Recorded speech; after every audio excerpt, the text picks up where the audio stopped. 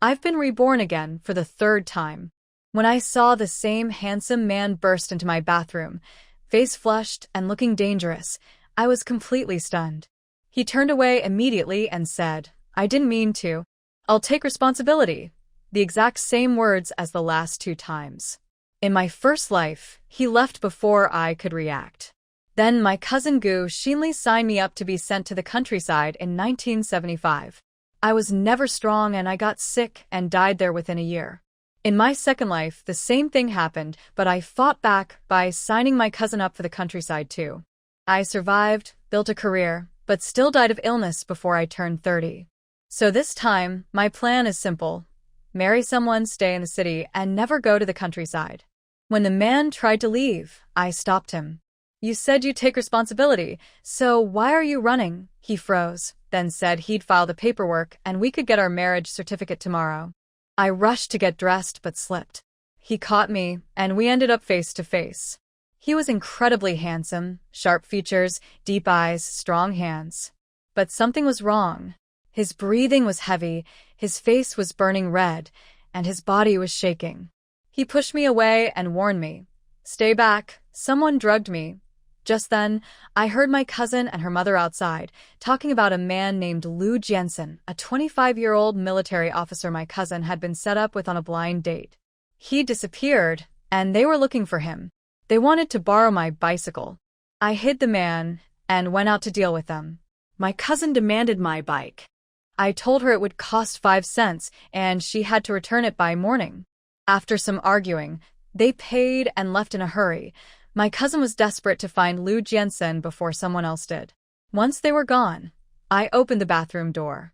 The man pulled me into his arms. "I'll take responsibility," he said again. I could tell he was barely holding himself together. I asked if he needed a hospital. Instead, he kissed me, awkwardly, gently, and whispered, "My name is Liu Jiansen. Don't be afraid. I'm not a bad person. I'll be good to you." I was nervous and scared, but I nodded. "I believe you. This life, I've chosen a different path.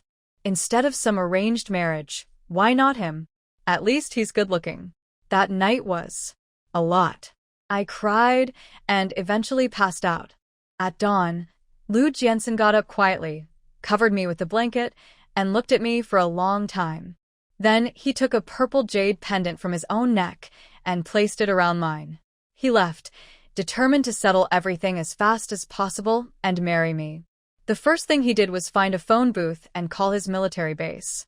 I woke up at noon, sore all over. While changing, I found a purple jade pendant around my neck. Liu Jiansen must have put it there. It had a little balance scale carved on it. When I accidentally got some blood on the jade, something strange happened. 2 mysterious rooms appeared in front of me.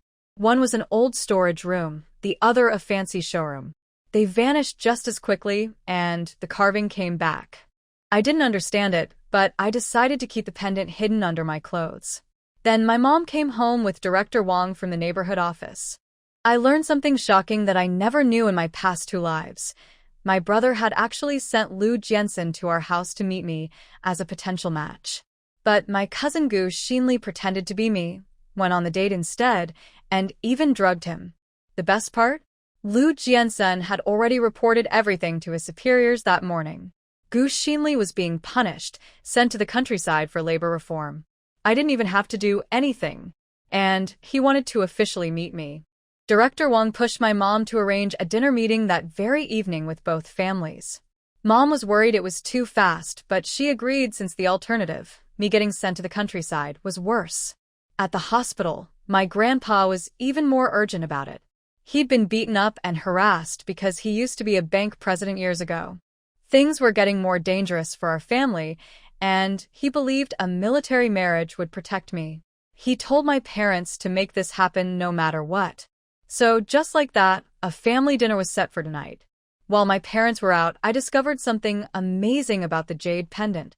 I accidentally broke a bowl, and it somehow got pulled into the pendant space, into that old storage room I'd seen earlier. Then the 2 rooms connected with a flash of white light, forming a giant balance scale. The broken bowl slid from one side to the other, and just like that, it became a brand new bowl. It appeared in the showroom, and when I reached for it, it was in my hands. I was so excited. I could turn old things into new ones. I threw all our dishes, chopsticks, and kitchen stuff into the storage room. Everything came back looking brand new, even better than when we first bought them. I replaced our dull knife, the old iron pot, the thermos, dirty rags, and the worn-out cabinet. The whole kitchen looked completely different. I stopped there though, didn't want to push my luck. While I was eating noodles, I heard shouting outside. My grandparents' house was on fire. In my past lives, this fire happened 3 days later. My third uncle said it because Grandma wouldn't give him money. The biggest loss was Grandma's hidden savings burning up. But I decided not to go help. My grandparents always favored my uncle's family over us, and going there just meant getting blamed for everything. When Mom came home with groceries, I stopped her from going to check on the fire. I told her Grandma would just blame her, saying our family brought bad luck. Mom looked hurt but agreed to stay. She had more important things to focus on, tonight's dinner meeting. Then Director Wang showed up early, and she wasn't alone. Liu Jiansen was standing at our gate in his military uniform, tall and handsome, impossible to miss. Next to him was a middle-aged couple, his Aunt Wei Mingyu, who was pretty and warm, and her husband Yan Sueki, who looked refined. Liu Jiansen couldn't stop staring at me. I noticed his ears turning red when he saw how I'd buttoned my shirt all the way up and wrapped a scarf around my neck to hide the marks he'd left. He clearly felt guilty about last night. His aunt teased him for staring, and he suddenly stood at attention like a soldier, giving a report. He introduced himself very seriously, name, age, rank, salary of 70 yuan a month, and said I could manage all his money and savings. I just stood there, not knowing what to say. Mom posed mid pour. His aunt burst out laughing, saying he'd never shown interest in any woman before, and this was the first time she'd seen him act this way. His uncle told my mom that Liu Jiansen was honest, capable, and responsible. His father was also in the military, his mother worked at a cultural bureau, and he had 2 younger brothers, one a soldier, one a doctor. It was clearly a very impressive family. Mom felt our ordinary working-class family was marrying above our level, but she also knew her daughter was smart, beautiful, and worthy of anyone. When Dad got home, Mom was already deep in discussions about the engagement. Dad jumped in and, after half an hour, agreed to let us get engaged. But when the parents started talking about picking a lucky date, Liu Jiansen spoke up immediately. He wanted to get engaged tomorrow, marry as soon as his paperwork came through, and take me with him to the military base. He only had 7 days of leave left and didn't know when he'd get more. He didn't want to wait. Mom was taken aback by how fast everything was moving. My parents thought the engagement was moving too fast. I just turned 19. But Liu Jiansen's aunt and uncle explained that military life is unpredictable, and he hadn't been home in 3 years. He didn't want me waiting forever. That convinced my parents, and I agreed to follow him to the base. While the adults discussed details, Liu Jiansen and I were sent to the kitchen. His family offered a very generous engagement package, 660 yuan plus gifts. My parents kept things practical, saying just a watch and cash would be enough since I was moving away. In the kitchen, Liu Jiansen quietly apologized for being rough with me and promised to treat me well forever. I warned him up front. I'm delicate, I have a weak stomach, and I can't handle hardship. He just smiled and promised to take care of me. When I asked if he could cook, he took over the whole kitchen and made an incredible meal. Even my parents were won over. After dinner, Mom noticed the kitchen looked strangely new. The knife, thermos, everything. She also sensed something familiar between me and Liu Jiansen but figured my brother must have told him about me. Later that evening, my grandparents called us over. I warned Mom it was definitely about making us pay for the fire damage, because that's exactly what happened in my past lives. At my grandparents' house, Grandpa announced that the fire had burned up all their savings and demanded money from everyone. Each son's family had to pay 50 yuan, and the daughters had to buy new bedding. But Grandma immediately raised the stakes. She wanted 200 from our family since 3 of us earn wages, 200 from my Aunt Elon, whose husband's family is better off, and so on. My Aunt Elon started crying. Her mother-in-law controls all the money in her household, so she has nothing. Grandma was basically trying to squeeze blood from a stone. I spoke up and said the person who started the fire should pay, and if he won't, call the police. My aunt-in-law Lu Chunhua jumped in with a nasty smile, saying that would mean going after my third uncle, since he's the one who said it. I pretended to be shocked and pointed out how unfair it was that Grandma's favorite son causes the damage, but pays nothing. Lu Chunhua, who normally hates me, suddenly became my biggest supporter because she didn't want to pay either. We went back and forth with Grandma until Grandpa finally settled on 50 yuan per family, no gifts needed. 5 families, 250 total. Grandma was furious since she'd actually lost over 1,000 yuan, but Grandpa had spoken, and everyone agreed. Then I volunteered to help clean up the burned room. Nobody saw what I was really doing. I quietly slipped a broken old inkstone from the floor into my jade pendant storage space. I checked and confirmed nobody else could see the mysterious rooms. That got me excited. I started enthusiastically hauling out all the burned furniture and junk, which made my dad and everyone else pitch in too. We cleared and cleaned the whole room quickly. Then I made an excuse to go home for old newspapers to patch the walls, but secretly collected all the burned junk everyone had thrown outside into my storage space. When I checked the showroom, everything had been transformed into new items. Among them, I found a stack of brand new money and 2 small gold bars. I counted the cash, 1,700 yuan. Those stingy, unfair old people were secretly rich the whole time. Even though my grandparents had all that hidden money, they still squeezed my parents for 15 yuan every payday and called them ungrateful if they were even a little late.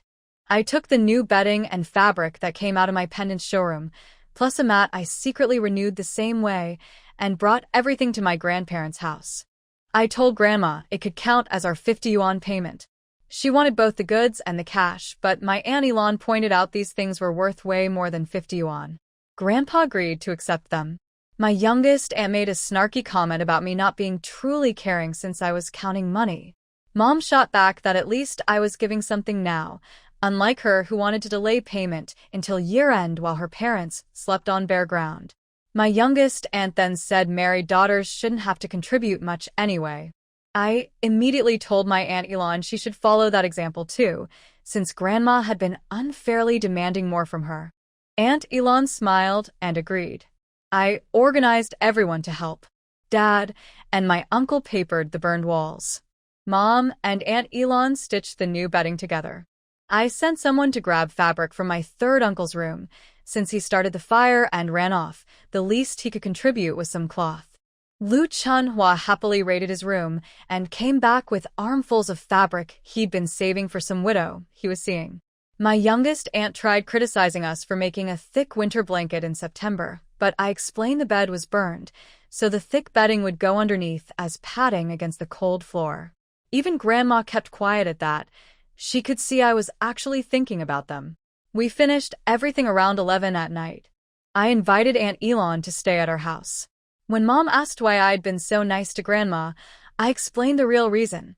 If Grandma had nowhere to sleep, she'd come stay with us and make Mom's life miserable. Better to spend a little now and keep her away.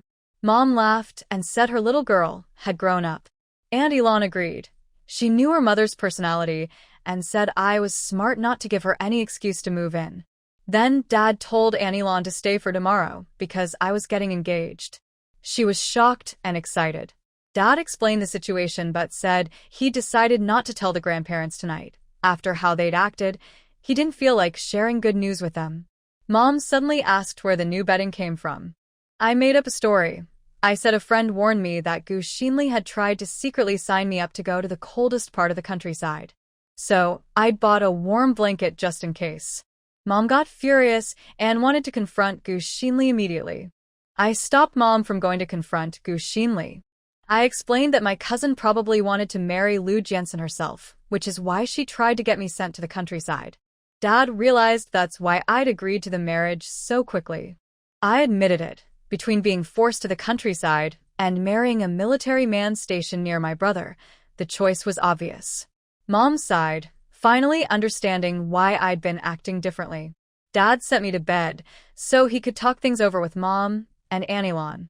The next morning, my aunt shook me awake at 7:30. Liu Jiansen had already arrived by military car. His marriage report was approved, and he had urgent orders to return to base early. He wanted to get engaged in the morning, get our marriage certificate before lunch, hold a wedding dinner that evening, and take me to the base the next day.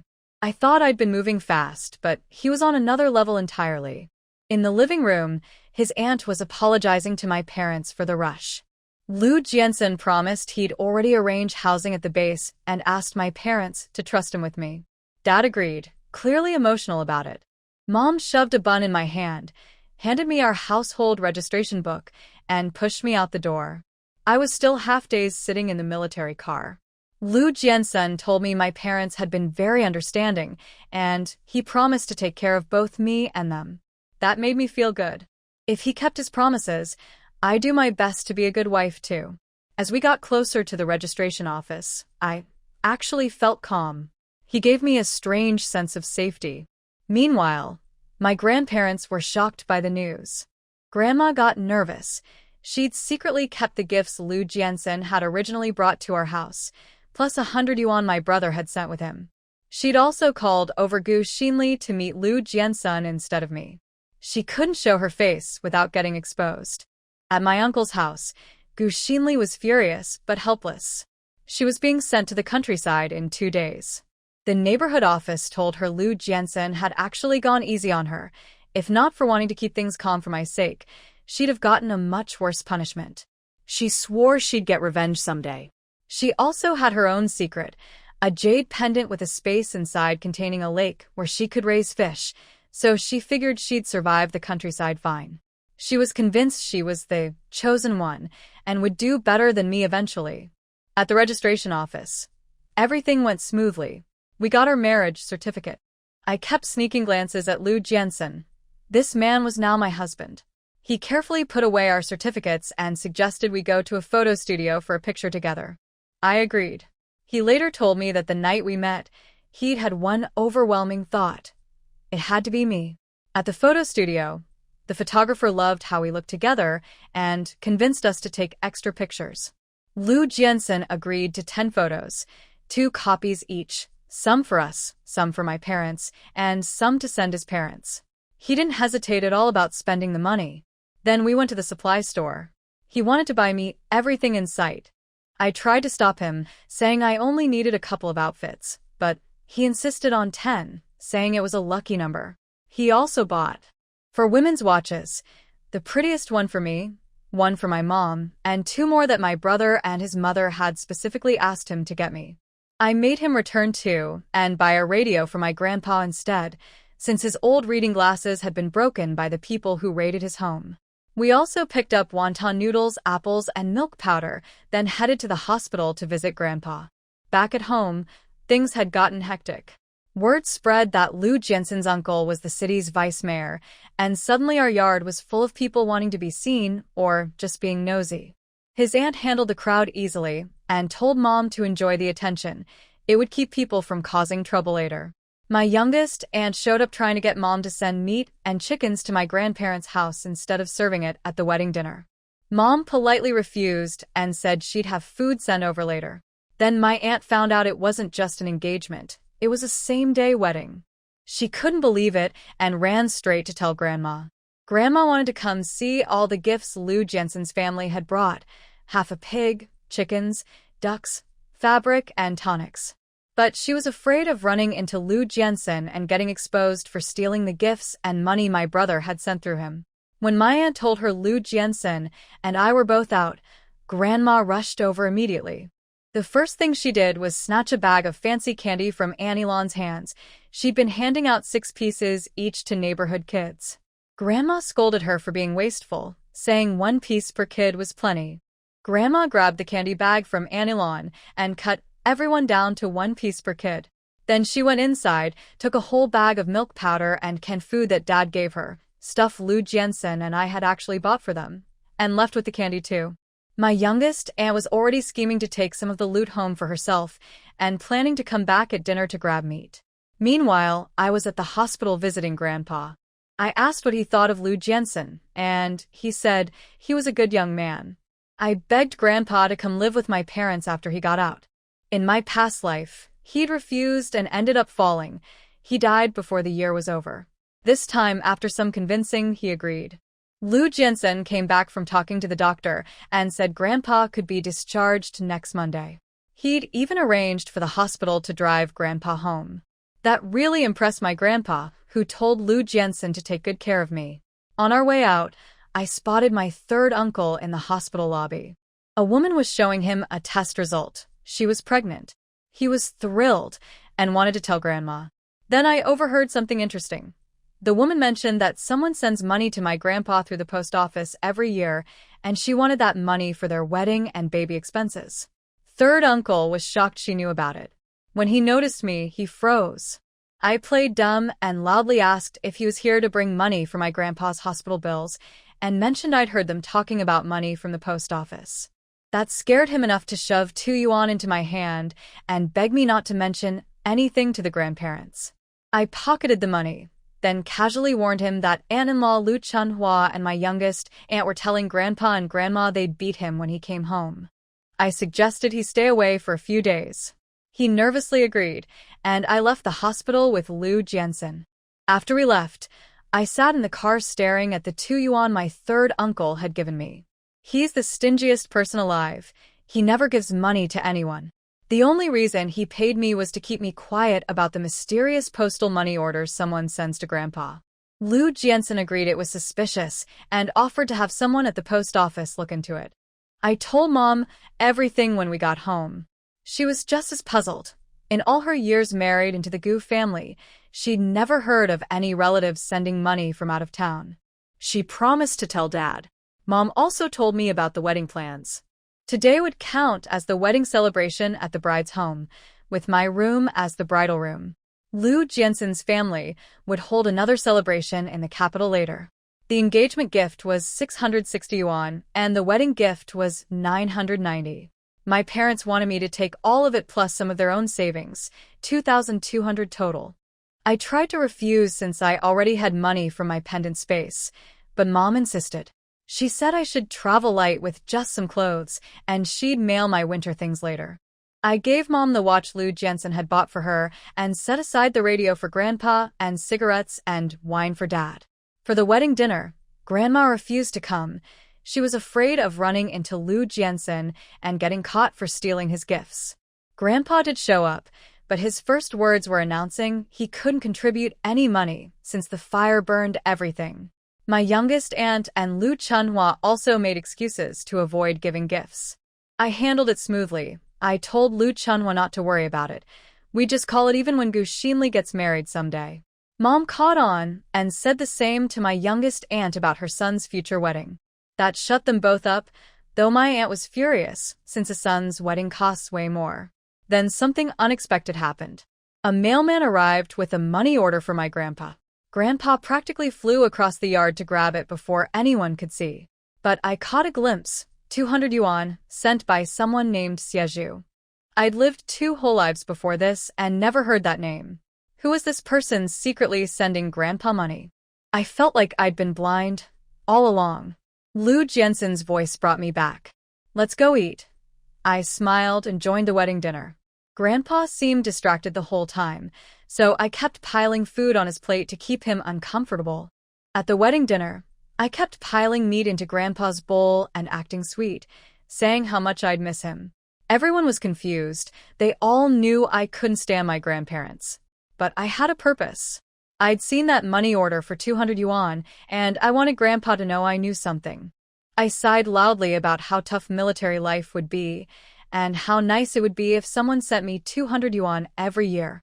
Grandpa's chopsticks froze.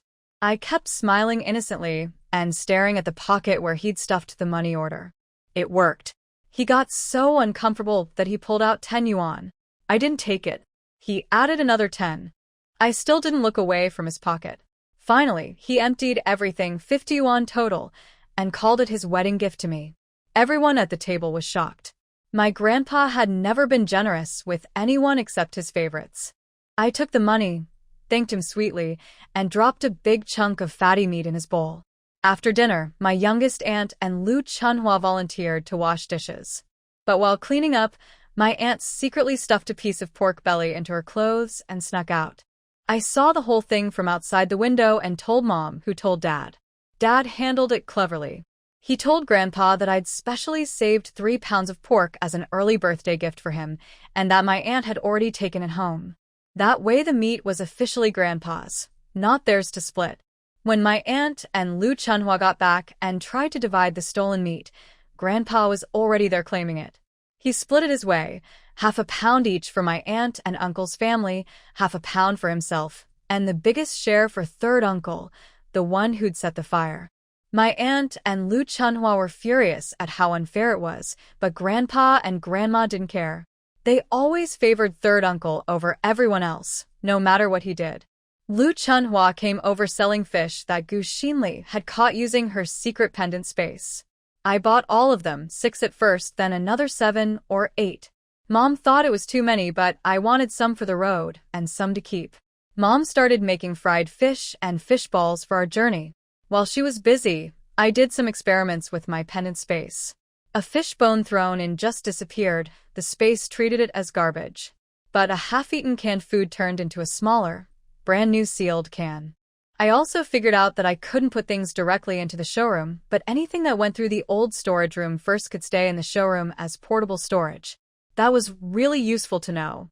I packed my things, clothes rolled up in my grandmother's old wicker trunk, which I secretly swapped for a new one through the pendant space. I stored extra items I couldn't carry in the showroom too. Lu Jiansen came back from making phone calls. He told me we'd been assigned a small old courtyard at the base, but we could switch later if I didn't like it. Our train was at 7:40 the next morning. He spent the evening in the kitchen helping Mom cook and chatting with both my parents about my childhood.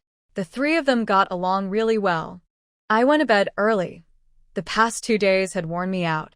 The next morning, I secretly hid a package in my parents' bedding, 4 new outfits, some fabric, 1,000 yuan in cash, and a note. They'd never accepted directly, so I left it for them to find later.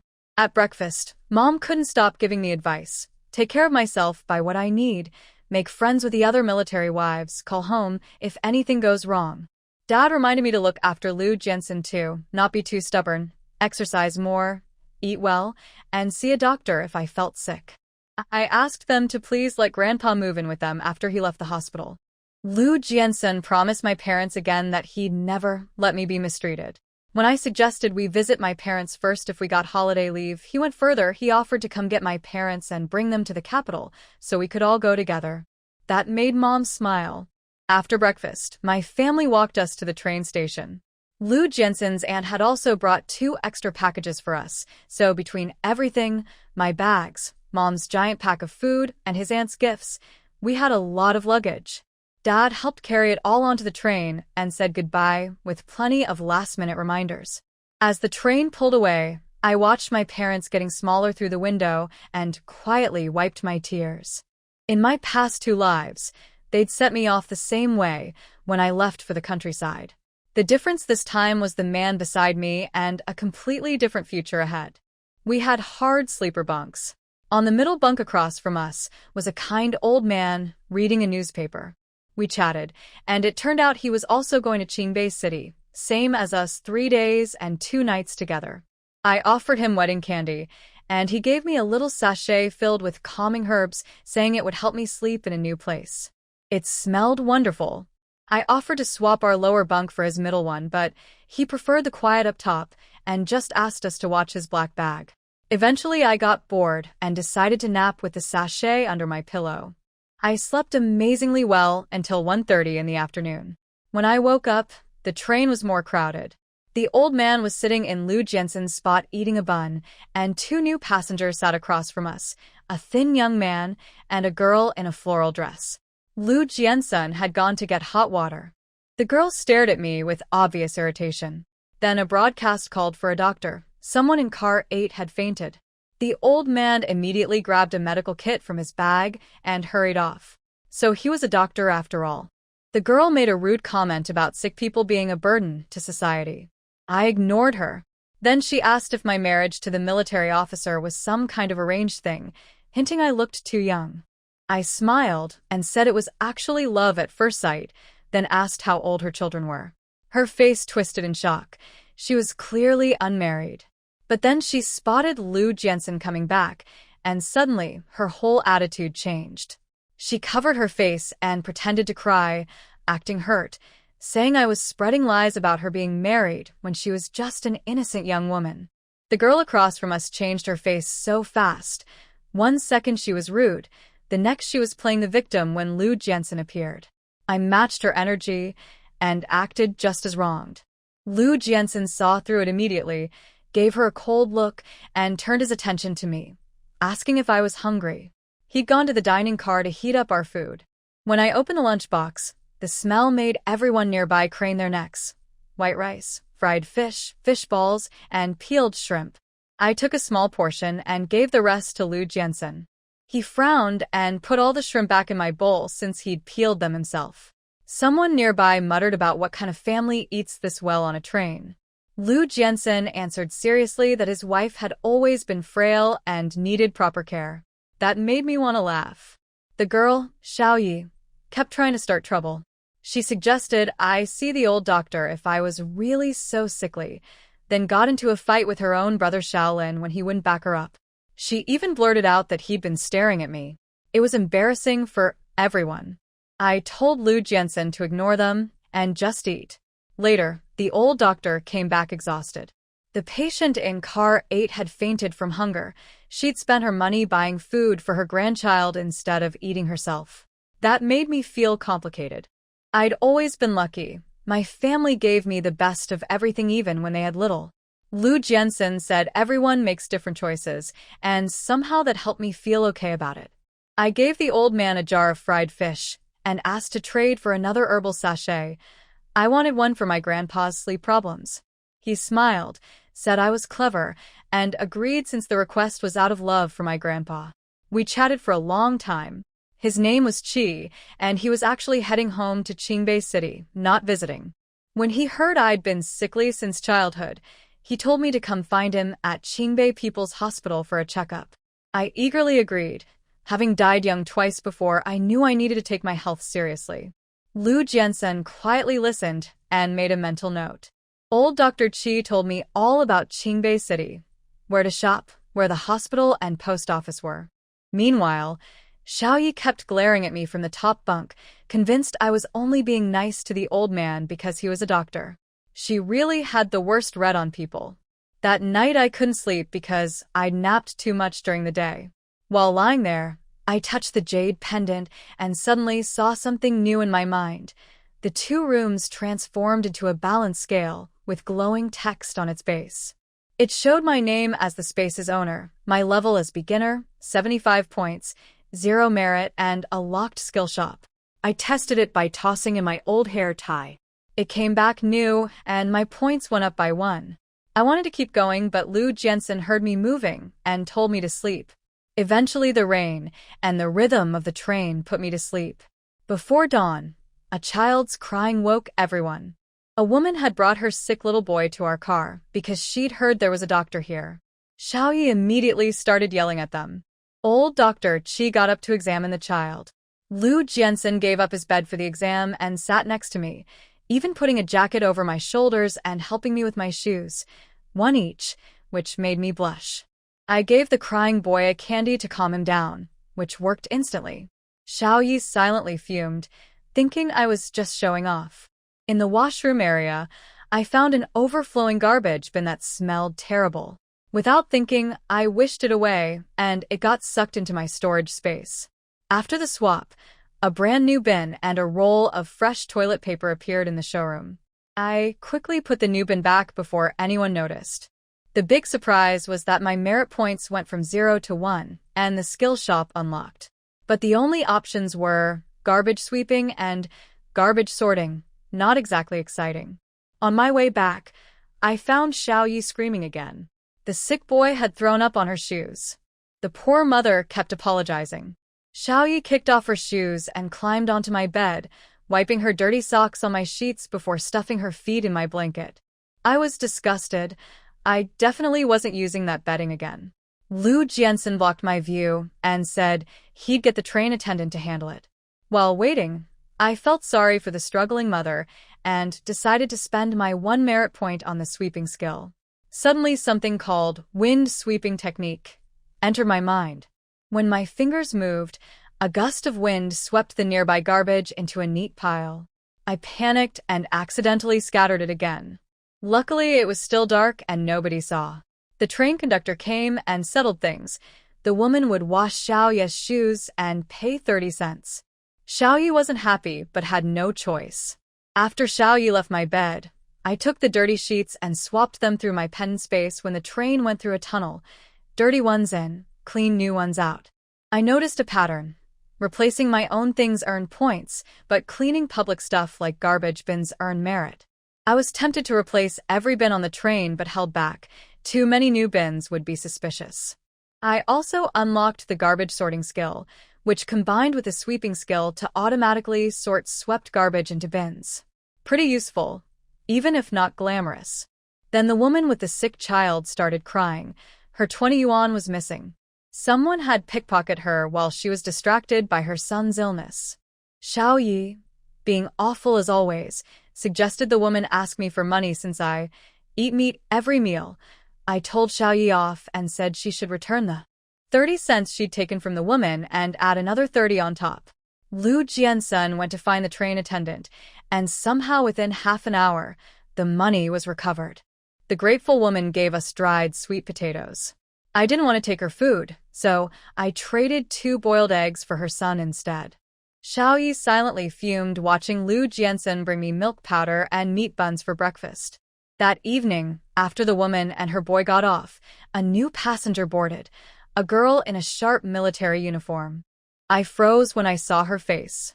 In my previous life, I'd found this girl's photo in my brother's wallet after he died on a mission. Could she be the woman my brother loved? I introduced myself, and we shook hands. Her name was Ding Lanyi, 21 years old. Then Xiaoye perked up and asked if she knew someone called Ding Lanjing. Turns out Ding Lanyi's older sister was married to Xiaoye's older brother, making them all relatives by marriage. What a small world. My potential future sister-in-law was connected to the most annoying person on this train. I learned that Xiaoye's oldest brother was also a military officer, same rank as Liu Jiansen. Xiaoye, her brother Xiaolin, and Ding Lanyi were all heading to the military district because Ding Lanyi's older sister had just had a baby and needed help. Xiaoye kept hogging Ding Lanyi's attention, so I couldn't talk to her, but I didn't mind. That night, I sneaked in 2 more garbage bin swaps during bathroom trips, earning 2 more merit points and 2 rolls of toilet paper. A new skill appeared in the shop: garbage decomposition. I picked it without hesitation. Then the train suddenly stopped.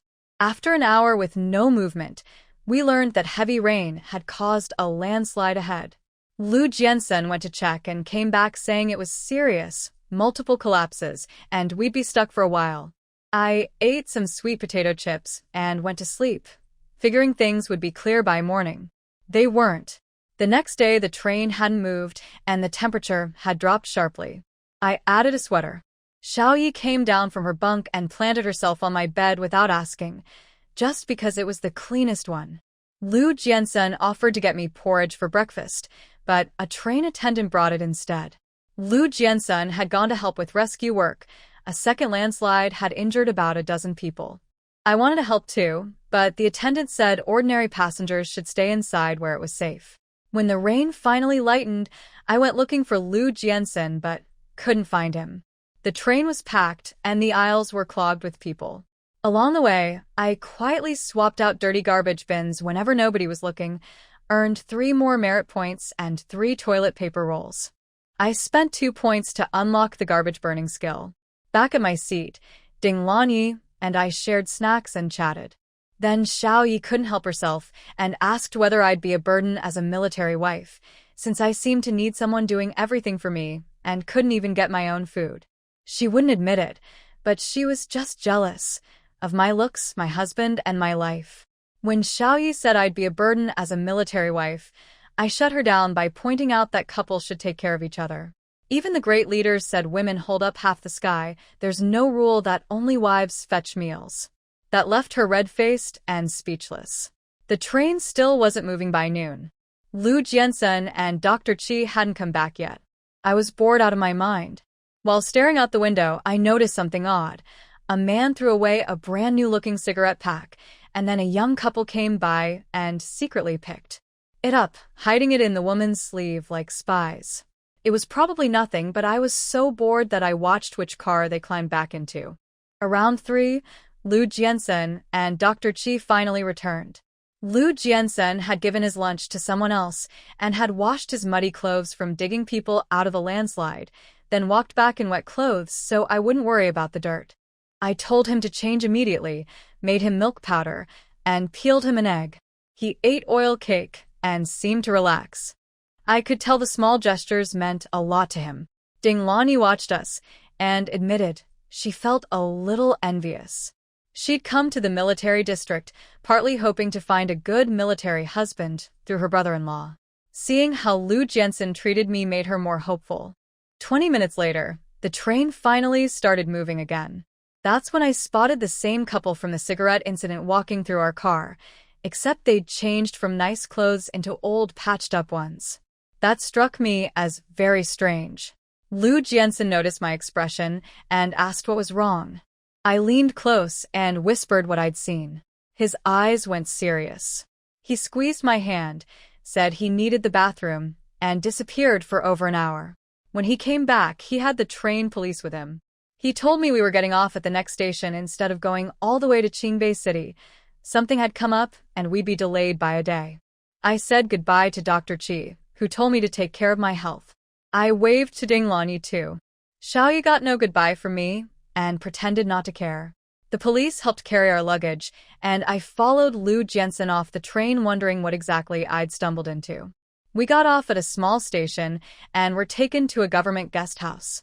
When I finally asked what was going on, Lu Jiansen said someone would come ask me questions about what I saw, and I should answer honestly. After I showered, several officials arrived. One of them, a man named Hao, recognized me immediately. He was an old neighbor of my grandpa's and had watched me grow up. We chatted briefly about my family before he asked me to explain how I'd noticed the suspicious couple. I told them everything, how I'd noticed the man's brand new cigarette pack, how the couple secretly picked it up, and how they later changed into old patchy clothes. The officials found it funny that the whole thing started because I thought the cigarette box looked pretty. But those people had been passing secret information in broad daylight, thinking nobody would notice. They asked me to identify the man by going into a room of detained people and pretending to deliver hot water. But the man wasn't among them. Then, while standing outside, I suddenly spotted him walking through the station with luggage. I grabbed Lu Jiansen's sleeve and pointed. He sprinted after the man and tackled him to the ground in less than 2 minutes. After that, they sent me back to the guest house. With nothing to do, I started washing clothes, then realized I could just throw them into my pendant space. They came back perfectly clean and pressed. I did the same with Lu Jiansen's wet clothes, then sprinkled water on them and hung them by the window so it wouldn't look suspicious. I cleaned the whole room using my wind-sweeping skill, and even swapped the bedding for fresh sets. Then I went through our luggage. My parents had packed all their best food, sauces, fried fish, sausages. Lu Jiansen's aunt had packed rice, flour, seasonings, a small iron pot, a clay pot, and 2 bowls and chopsticks marked with the red, double happiness, character. Her thoughtfulness nearly made me cry. She wanted us to build a real home together. When Lu Jiansen came back with dinner, I said I'd wait to eat with him. He smiled at that, like having someone wait for him was a new and wonderful feeling. He took the fastest shower of his life, so I wouldn't have to wait long. Dinner wasn't fancy, but Lu Jiansen had picked all my favorite dishes. Afterward, he told me about life at the military base and his comrades, trying to help me feel prepared. His voice was so soothing I fell asleep listening. He woke me at 4:50 the next morning by lifting me out of bed. I panicked about being late, but he said we had time. At the guest house door, Uncle Hao was waiting to see us off.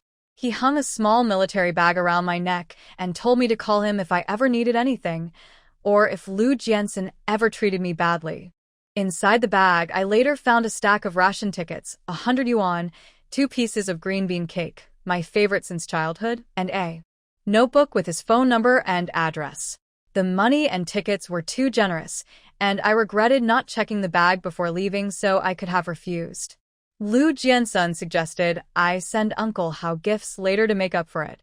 At the station, workers helped with our luggage and gave us a whole net bag of apples and another of oranges. Lu Jiansun explained that the people we'd helped catch had confessed overnight, leading to more arrests.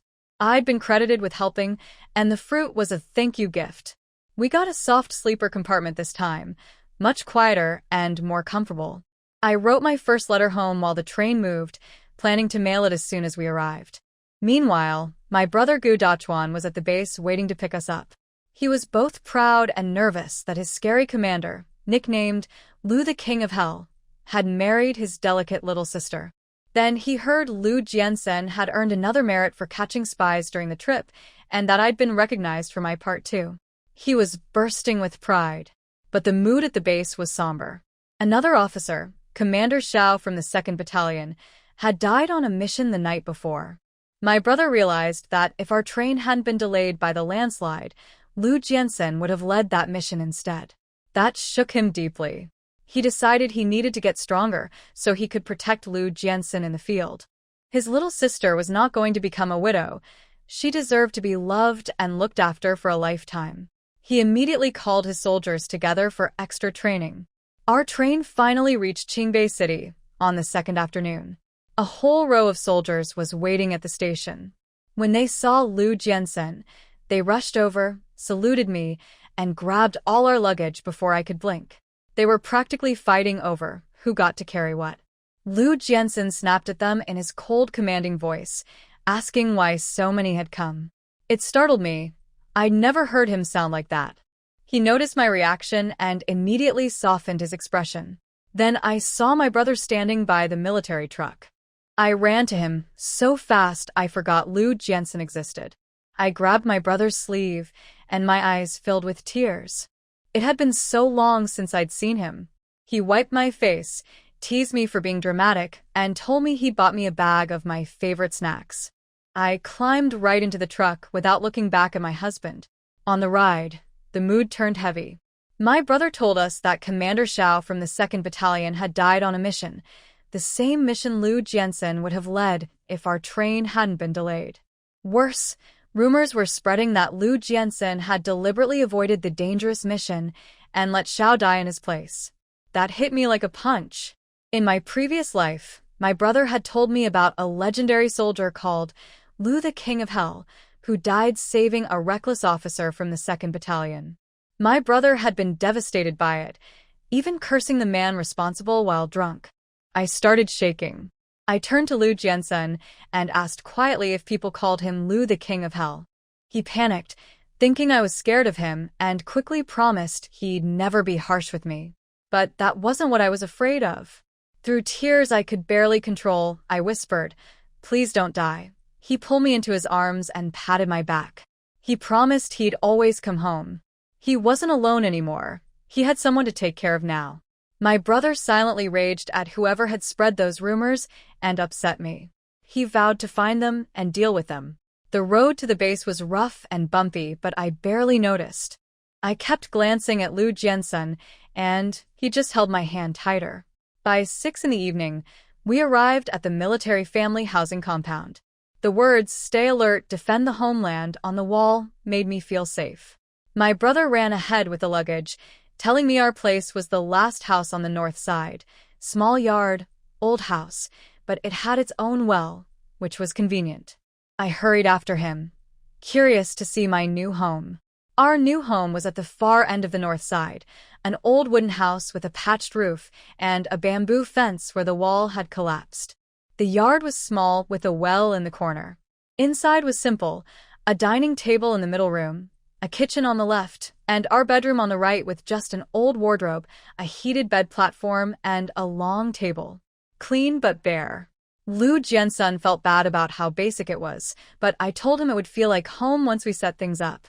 I sent him to cook dinner with the food from home while I handled the room. My brother got excited when I mentioned Mom's meat sauce and sausages. He missed home cooking. Behind closed doors, I used my sweeping skill to deep clean the room, then swapped the 2 military blankets for new ones through my pendant space. I sewed a fresh quilt with a red, double happiness cover, made new pillows, and hung curtains. When I threw the old long table into the storage, something surprising happened. The showroom produced not just a new table, but also a beautiful embroidered screen, a green jade bracelet, matching earrings, and a jade hairpin. Someone must have hidden valuables inside the table structure. In these troubled times, people hid precious things in furniture to keep them safe from raids. The old wardrobe only produced a new wardrobe, nothing hidden. I organized our clothes together in it, his few outfits next to mine.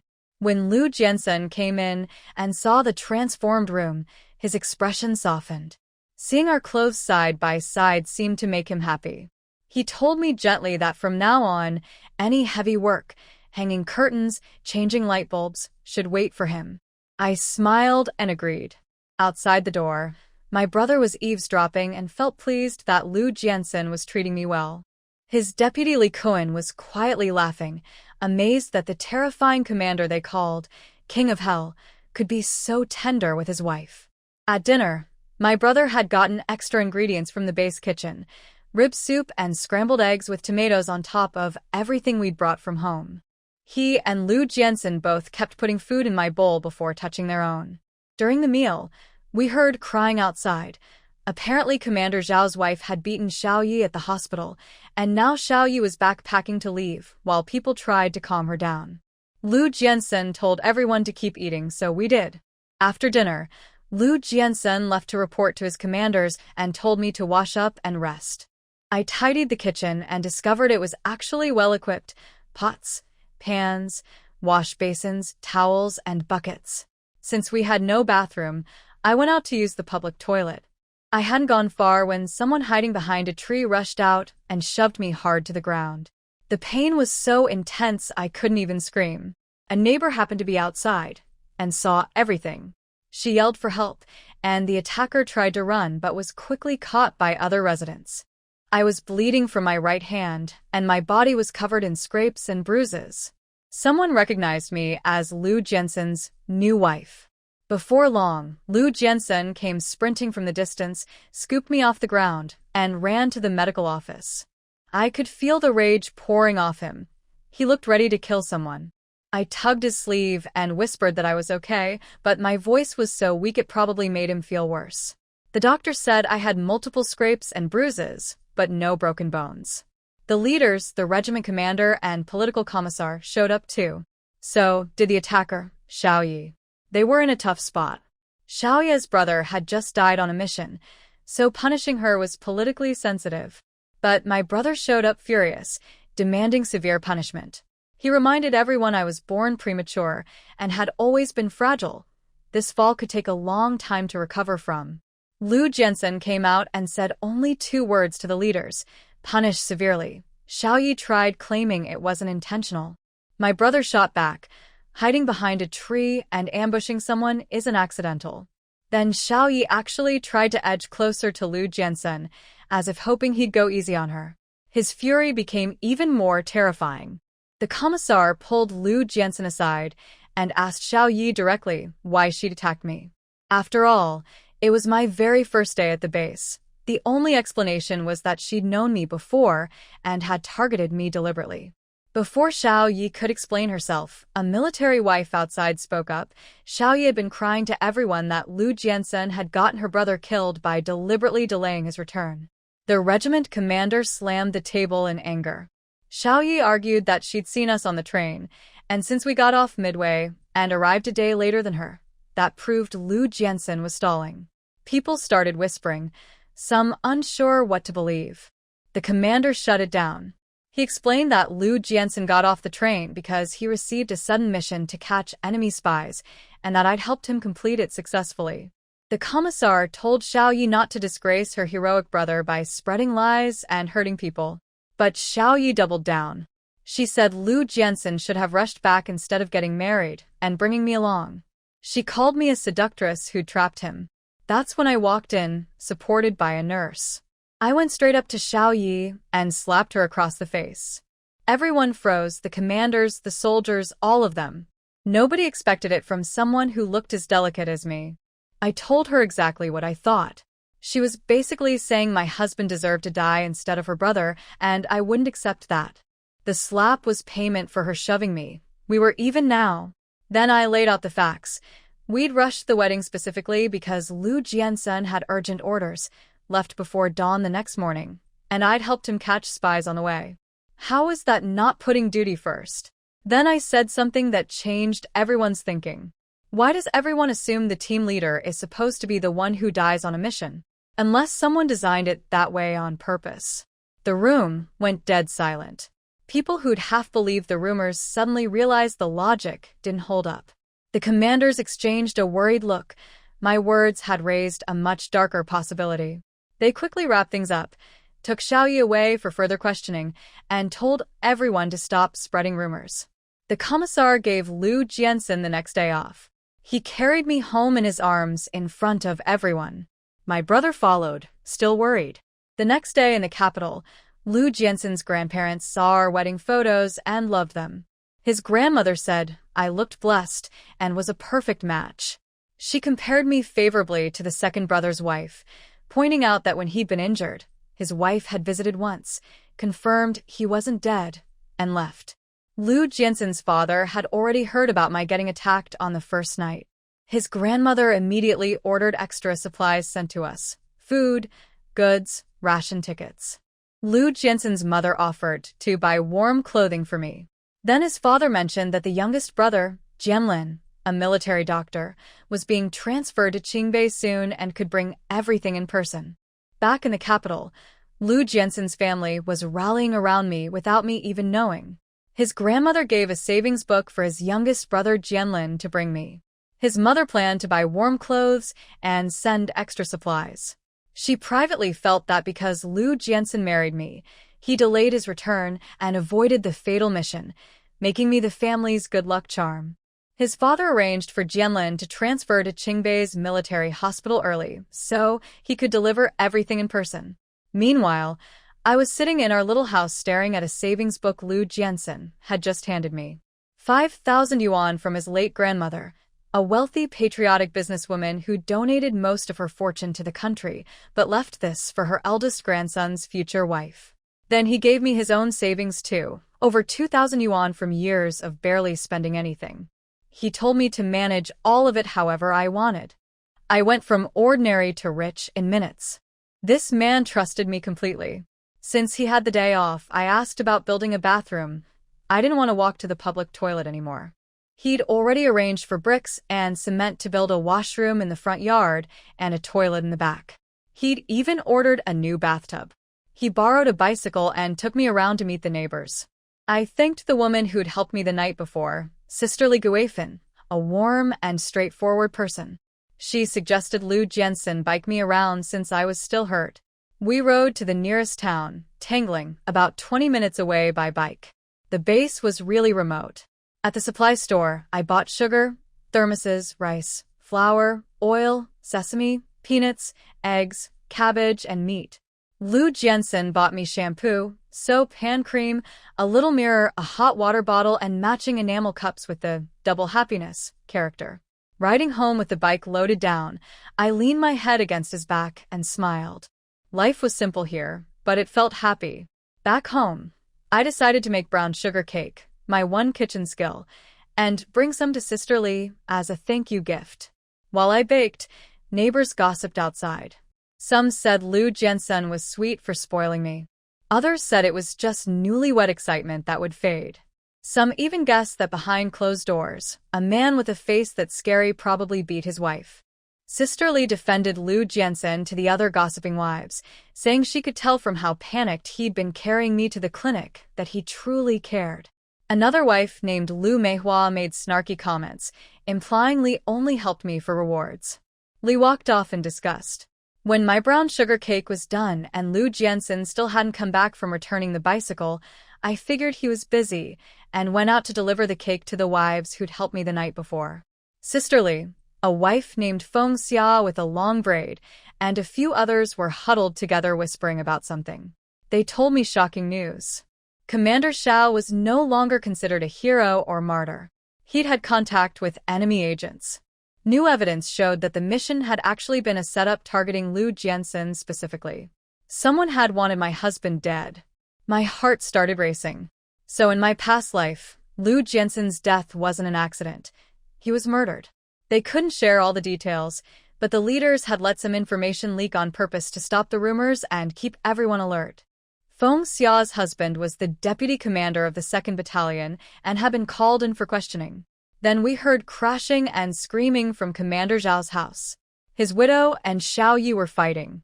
Xiao Yi had grabbed the newborn baby and was threatening to take the child away unless the widow handed over Commander Zhao's money. Things turned violent. The two women and Xiao Lin were all tangled up, stepping on the baby's blanket while the infant screamed. I told them to be careful of the baby. Xiao Yi snapped at me to mind my own business. Sister Li went to get the commissar's wife. Then Xiao Yi, after getting her face scratched by the widow, actually threw the baby. Ding Lanyi barely caught the child in time. The widow ran back inside to keep fighting Xiao Yi over the money. Shaolin just stood there uselessly. I noticed the baby's face looked bluish and told Ding Lanyi to take the child to the medical office immediately. She nodded, crying, and ran off with the baby. At that point, she couldn't worry about her sister anymore. I scolded Shaolin for just standing there while his baby nephew was in danger. He snapped out of it and took the child to the clinic. I picked up the baby's blanket from the ground, and when nobody was looking, swapped it through my pendant space for a clean one. At the clinic, the doctor found pinch marks on the baby and kept him for observation. Ding Lanyi apologized to me, but I told her it wasn't her fault. On the way home, I gained another merit point and unlocked 2 new skills, a cleaning technique and a drying technique. I learned both immediately. When Liu Jianxin found me, he told me something serious. Commander Zhao's failed mission had left unfinished problems, and he might have to leave on a mission tomorrow. I asked if it would be dangerous. He touched my face gently and promised he'd come back safe. I chose to believe him. I couldn't stop him, so trusting him was all I could do. Back home, he cooked while I tested my new skills on the well. I cleaned out all the algae and grime, then used the cleaning technique to wash the whole courtyard. With the drying skill, the wet ground dried almost instantly. The whole yard looked spotless. I also noticed my hands seemed smoother and clearer than before, maybe a side effect of using the skills. I decided I needed to do more good deeds to earn more merit points. That evening, my brother brought the new bathtub, and Li Kun arrived with bricks and cement to start building our washroom. While they worked, I made sesame peanut dumplings for everyone and sent a bowl to Sister Li. She was so touched, she gave me a big pumpkin from her garden.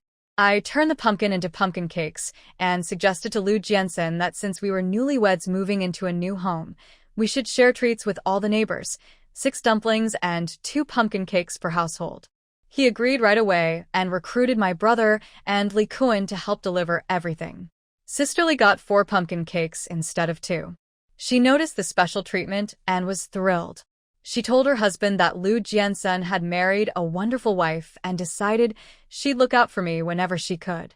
By evening, the washroom and toilet were both finished. Liu Jianxin even collected smooth river stones to line the washroom floor for drainage and laid a stone path through the yard so it would stay clean even when it rained. I was impressed. He thought of everything. For dinner, I made noodles with Mom's meat sauce. My brother ate 2 huge bowls, then told me he had a mission the next day. Liu Jianxin was going too.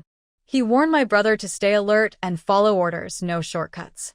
My brother snapped to attention and ran off like a scared recruit. Clearly, everyone at this base was terrified of my husband. After everyone left, Liu Jianxin heated water for my bath. I used my water and wind skills to wash and dry my hair without lifting a finger. Pure luxury. I was so comfortable I accidentally fell asleep on the bed half-dressed. Liu Jianxin came in, covered me up, cleaned everything, and went to bed. Apparently, I rolled right into his arms while sleeping, which made his night very difficult. The next morning, he kissed me before leaving for the mission at 5 o'clock. He'd already made porridge, boiled eggs, and prepared a little dish of pickled vegetables with shredded pork. I didn't even know where the ingredients came from. With everyone gone, I used my cleaning skills to sweep up the whole area around our house while pretending to use a regular broom. Sisterly noticed how clean everything was and invited me to go into town with some other wives. I needed to mail my letter home, so I agreed. On the walk, the wives gossiped about Commander Zhao's family. His widow had refused to share any money with his siblings until the commissar intervened. Then she gave up the baby entirely, handed the child to Zhao's family so she could remarry freely. But then Zhao's family called and said they didn't want the baby either. In the end, it was Ding Lanyi who volunteered to raise the child. That hit me hard. Ding Lanyi was the girl from my brother's photo, the one he'd kept in his belongings until he died. If she and my brother ever got together, this baby could become a serious complication. I never expected that casual gossip about strangers could end up being connected to my own family. In town, I mailed my letters home and then went to the salvage yard. The old gatekeeper was patching up torn money with glue, so I offered to swap his damaged bills for clean ones. He appreciated that and pointed me toward the best furniture section. I found 2 big red wooden chests perfect for storing clothes and bedding. Then I spotted a bed cabinet and a wardrobe. While browsing, I secretly tossed broken paintings, books, porcelain, vases, and damaged furniture into my pendant storage space.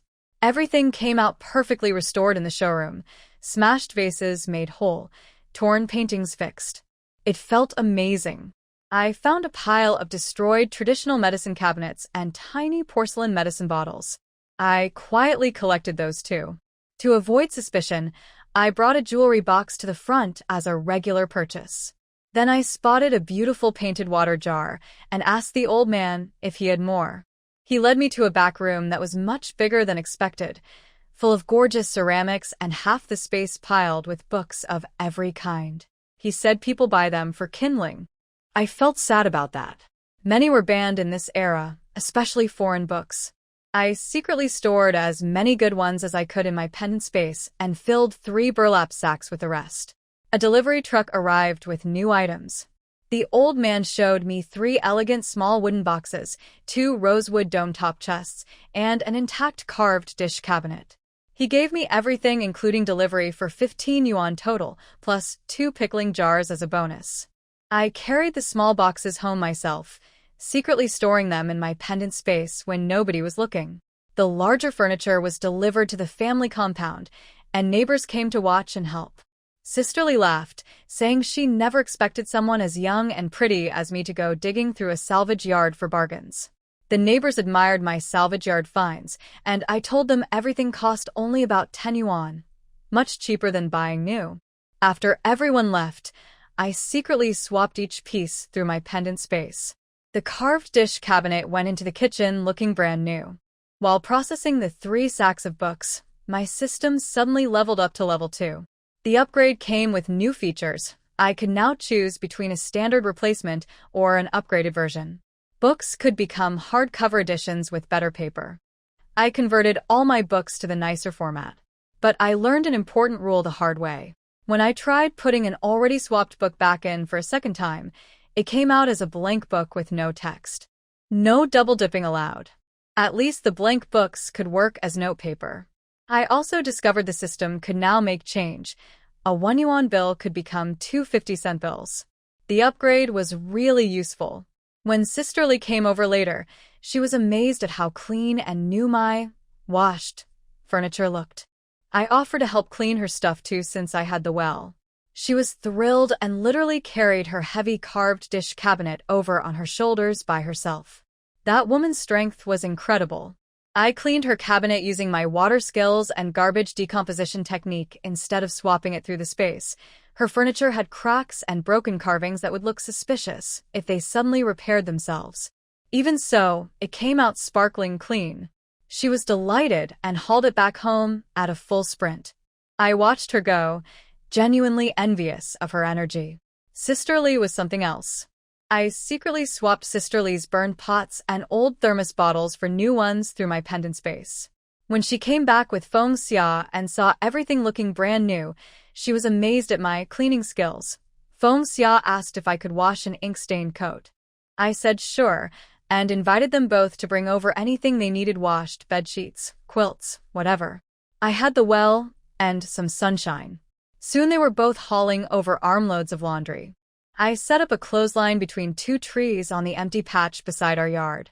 We split the work. Sisterly drew water. I did the first wash. Feng Xia rinsed. More wives joined in, and the little yard buzzed with laughter. I secretly used my wind-drying skill to speed things along. Afterward, both women brought me vegetables and eggs from their gardens. I gave them apples and oranges in return. They tried to refuse, saying fruit was too precious, but I insisted. Then a woman named Lu Manhwa showed up and made a snide comment about me playing favorites. Sisterly fired back hard, mentioning something about Lu Manhwa's old flame. Lu Manhwa lost it, and the two of them started a full-on fight, hair pulling, clothes tearing, kicking. I panicked and cleared away anything they could trip on. When I couldn't stop them, I yelled, "Commissar," and both women froze instantly, straightening their clothes. There was no commissar. I'd tricked them. Feng Xia burst out laughing. After Lu Manhwa stormed off, Feng Xia explained the history. Lu Manhwa was from a city family and always looked down on rural military wives. She'd bullied Sister Li when she first arrived and even caused her to go into premature labor with her first child. Now she was targeting me because Lu Jianxin outranked her husband. Sister Li warned me that before I arrived, plenty of women had pursued Lu Jianxin. Lu Manhwa had tried setting him up on dates. Commander Zhao's wife had wanted to introduce her sister Ding Lanjing. Even Xiao Yi had been pushed forward as a match. Several women from the performing arts troupe had tried too. But Lu Jianxin had rejected them all. Apparently, he was even harsher with women who chased him than he was with his soldiers. I found that hard to picture. He'd been nothing but gentle with me. Feng Xia reassured me that Lu Jianxin clearly treated me differently from other women. I thanked them both for the warning and joked that I'd just have to be even better to him so he'd keep avoiding other women. That made everyone laugh. I made a simple dinner for myself: rice, steamed egg, and meat sauce.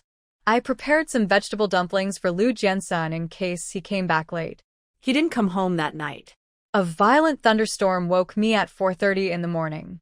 I was lying in the dark feeling lonely when I heard the door open. Lu Jianxin walked in, shirtless and dripping wet. He'd come back just to check on me before heading out again. I wanted to cook for him, but he kissed me instead, starting soft, then deeper until I couldn't breathe. Then he left in the pouring rain. In the kitchen, I discovered he'd brought me a bag of peeled wild chestnuts and a wild chicken during his brief visit. He'd even washed his own dirty clothes and left them in the basin. This man was not only thoughtful, but hardworking too.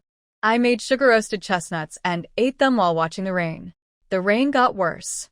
Floodwater crept up to our gate, carrying garbage and debris. Remembering how I'd once stepped on a nail in dirty floodwater in a past life, I went out with an umbrella and used my cleaning skills to clear the garbage from the water. The junk I collected went into my pendant space, and instead of toilet paper this time, I got a bottle of iodine antiseptic. I realized the system's rewards matched my thoughts. Since I'd been thinking about stepping on sharp things in dirty water, it gave me medical supplies. New skills appeared too: wound cleaning and bandaging. I learned both. I kept cleaning nearby areas until the blocked drainage ditches cleared and the water level dropped. I earned more merit points, another bottle of iodine, and both medical skills. Then I took a hot bath to avoid catching cold. That afternoon, the rain finally stopped. Sisterly came by with 2 fresh steamed buns, checking on me since Lu Jianxin was still away. I swapped chestnuts for Sisterly's fresh buns, and she told me Lu Manhwa's roof leaked during the storm, her uncovered rice and flour got ruined, and her husband was furious. That cheered Sisterly up enough to make fancy buns for lunch. I spent the rainy afternoon reading a medical book from my pendant space. In my past 2 lives, I died from gradual illness. No specific disease, just a weak body that couldn't hold on. This time, I wanted to understand health better. Then military whistles sounded through the rain. Feng Xia and Sisterly ran over. A dam in nearby Anshui County had collapsed, flooding 9 villages. Many people were injured, and they needed medical volunteers. I immediately agreed to go. I packed my chicken porridge, leftover cakes, and buns. Sister Lee and Feng Xia were surprised but touched and grabbed food from their homes too. We rode a military truck, then walked the rest of the rough road in the rain. I secretly used my drying skill on our wet clothes along the way. At the rescue tents, there were dozens of injured people waiting. The head doctor, Director Chen, was about to give us quick training when he noticed I'd already grabbed supplies and started cleaning a little boy's leg wound. He asked if I'd studied medicine. I said I'd just been sick so often growing up that I'd learned by experience. Using my pendant skills, cleaning wounds, bandaging, and the iodine I'd earned, I worked through patients much faster than expected. By my 10th patient, I'd used up a whole bottle of iodine. Feng Xia was impressed. Then a woman waiting for stitches asked me to do her suturing, saying my hands looked gentle and fast. I didn't know how to suture, but my skill shop suddenly offered stitching techniques. I spent 2 merit points on the advanced painless version and got to work. I went slowly to be careful, but others thought I was incredibly fast and neat. The woman was so happy, she started recommending me to everyone in line. I ended up doing stitches for hours. By the time I stopped, it was 10:30 at night. Sister Lee handed me a bun. My porridge had been shared among injured elderly and children, which I didn't mind at all. Feng Xia brought me warm malted milk. We talked about the flood damage. Entire houses washed away, people still missing. It was heartbreaking. While resting, my merit points had climbed to 12. I spent them all on new skills: basic suturing, perfect suturing, extra fine suturing, and painless stitch removal. The skill shop seemed designed to drain every last point I had. Then the military hospital team arrived. A man with glasses walked in and assumed we were kitchen helpers, asking us to make food for his team. Sister Lee snapped at him. We'd been treating patients for hours without eating ourselves, and they showed up empty-handed expecting meals. The man noticed me and corrected himself, guessing I was a nurse. Then a woman burst in asking about Liu Jiansen. She was searching for him with a flashlight, clearly very eager to find him. Everyone turned to look at me awkwardly. I just sat there picking at my fingers, thinking my husband sure attracted a lot of female attention. Then I heard Liu Jiansen's voice outside, asking the hospital director where his wife was. The director laughed and complimented his taste. Liu Jiansen replied with complete seriousness, "Yes, I have good taste." I started walking toward him, but the flashlight woman got there first and blocked his path. He sidestepped her, but she grabbed him again, crying and shouting that her name was Fu Yao, that she'd saved his life many times, and how could he not remember her? My eyes narrowed. She'd saved him many times? Were they that close? But Liu Jiansen shut her down cold. He pointed out that military doctors treat hundreds of soldiers. Does she claim a personal connection with all of them? And his battalion's injuries were always handled by Director Chen personally, so when exactly had she saved him many times? She went pale and speechless. I quietly admired his response. Words really are an art. I'd almost believed her for a second there. Liu Jiansen walked straight past Fu Yao and handed me a warm lunchbox. His mission had finished early, so his team came to help with the flood rescue. Someone from the 3rd Battalion had spotted me here and told him. The lunchbox had sweet potato rice from the army kitchen and egg fried rice my brother had made from wild bird eggs. I tasted a little of each, but pushed the rest back to him. He clearly hadn't eaten either. After some convincing, he ate while we sat together outside the tent. I found a few candies in my pendant space and slipped one into his mouth, putting the rest in his pocket. He tried to give them back, but I insisted. He said quietly, "I like everything you give me." He told me he only had 4 hours to rest before his next task. I shooed him off to sleep. Before leaving, he asked me to go home with the other wives if they headed back tomorrow. While I napped in a corner of the tent, Director Chen woke me with an unexpected offer. He'd watched my work and wanted me to serve as a temporary field medic with the 1st Battalion, Liu Jiansen's unit, while they searched for missing flood victims. A proper doctor named Su Jing would cover the 3rd Battalion nearby if I needed backup. I agreed immediately. Su Jing and I walked together to the search area, chatting along the way. She'd noticed my neat stitching and asked if I had medical family. I told her my usual story, sick kid who spent too much time watching doctors work. At a fork in the road, we split up. Lee Kun met me and led me to the 1st Battalion's temporary camp.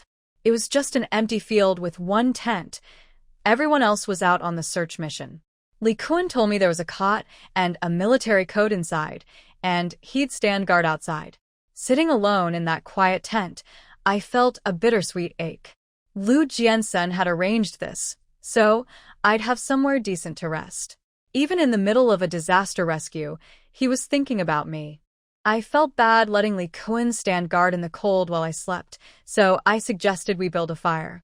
He said all the wood was wet, but I secretly used my wind-drying skill on the branches I collected. Lee Kun was amazed when the fire lit instantly. Their cooking team had struggled for hours with the same problem. I slept a couple of hours until thunder woke me at 6. More rain was coming, so Lee Kun and I rushed to gather as much firewood as possible. I used my sorting skill to pull dry branches together quickly, and my drying skill to prepare them. We worked so fast that we completely filled the tent with firewood, leaving no room for anyone to sleep inside. When Liu Jiansen returned with his men, he found me and Lee Kun standing in the rain wearing raincoats next to a tent stuffed with wood. I sheepishly apologized for overdoing it. He wiped the rain from my face and said gently, "Next time remember, your own safety matters more than anything else." The soldiers built a simple grass shelter and started fires with our wood. Everyone was in surprisingly good spirits, some cooking, some sneaking looks at their commander's wife. Liu Jiansen sent someone to get ingredients, and they cooked over the fire. I asked if anyone was hurt. The soldiers cheerfully insisted they were fine. They told me about rescuing trapped villagers, including a pregnant woman who delivered twins at the aid station. But they'd also pulled someone from the water who didn't make it. The mood dropped. Liu Jiansen shifted the conversation to the flood's damage. Over 1,000 acres of farmland destroyed, homes and stores washed away, tens of thousands of pounds of grain lost. They wouldn't be going back to base anytime soon. When I saw the soldiers eating a burnt, mushy sweet potato rice that looked awful, I felt terrible for them. Liu Jiansen offered to make me noodles, but I said just roast me a sweet potato. I genuinely liked them. He picked 2 out himself and watched them carefully by the fire. After eating, I started dozing off against his shoulder. He felt my cold forehead, borrowed a blanket for me, lit a fire beside the cot for warmth, and made sure I was settled before leading his men back out into the rain. While I slept, the rain got worse, and other units took most of our firewood. Lee Kun negotiated and got an extra tent, noodles, and 2 eggs in exchange. I woke at noon to my brother bringing me egg noodle soup. He said Liu Jiansen had noticed I was catching a cold. I ate everything. I needed energy because I decided to go help salvage flood supplies. But before I could leave, the deputy battalion commander rushed in with a soldier covered in blood. A tree had fallen on him during a rescue. I'd never seen injuries this bad, but I pushed through my panic.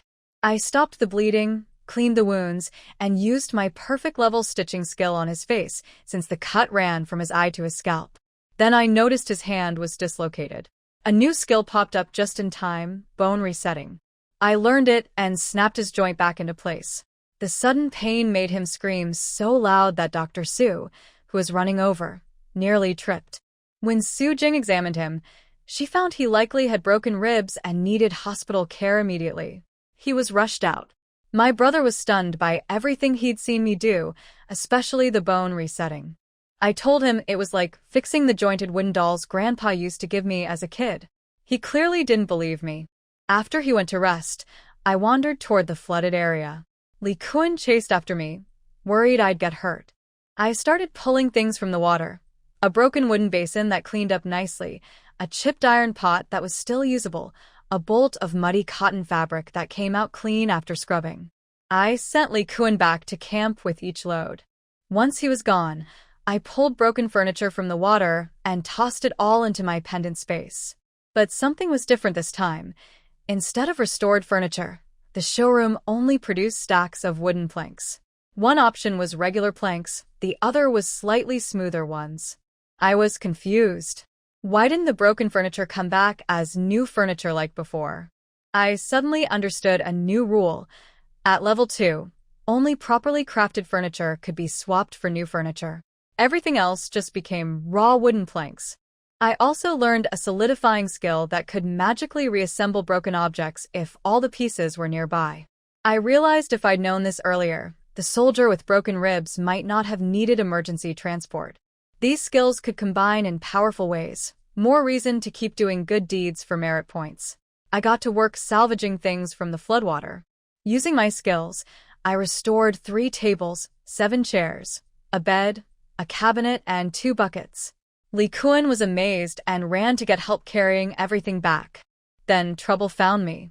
Fu Yao appeared with that glasses-wearing guy Li Ming, accusing me of stealing flood victims' belongings.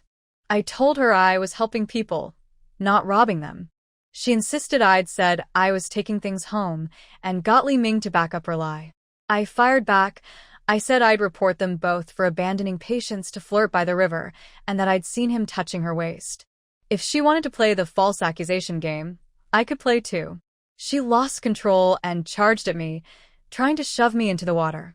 I used my sweeping skill to redirect her momentum into Li Ming instead. They both tumbled into the river. She started screaming that I'd pushed her.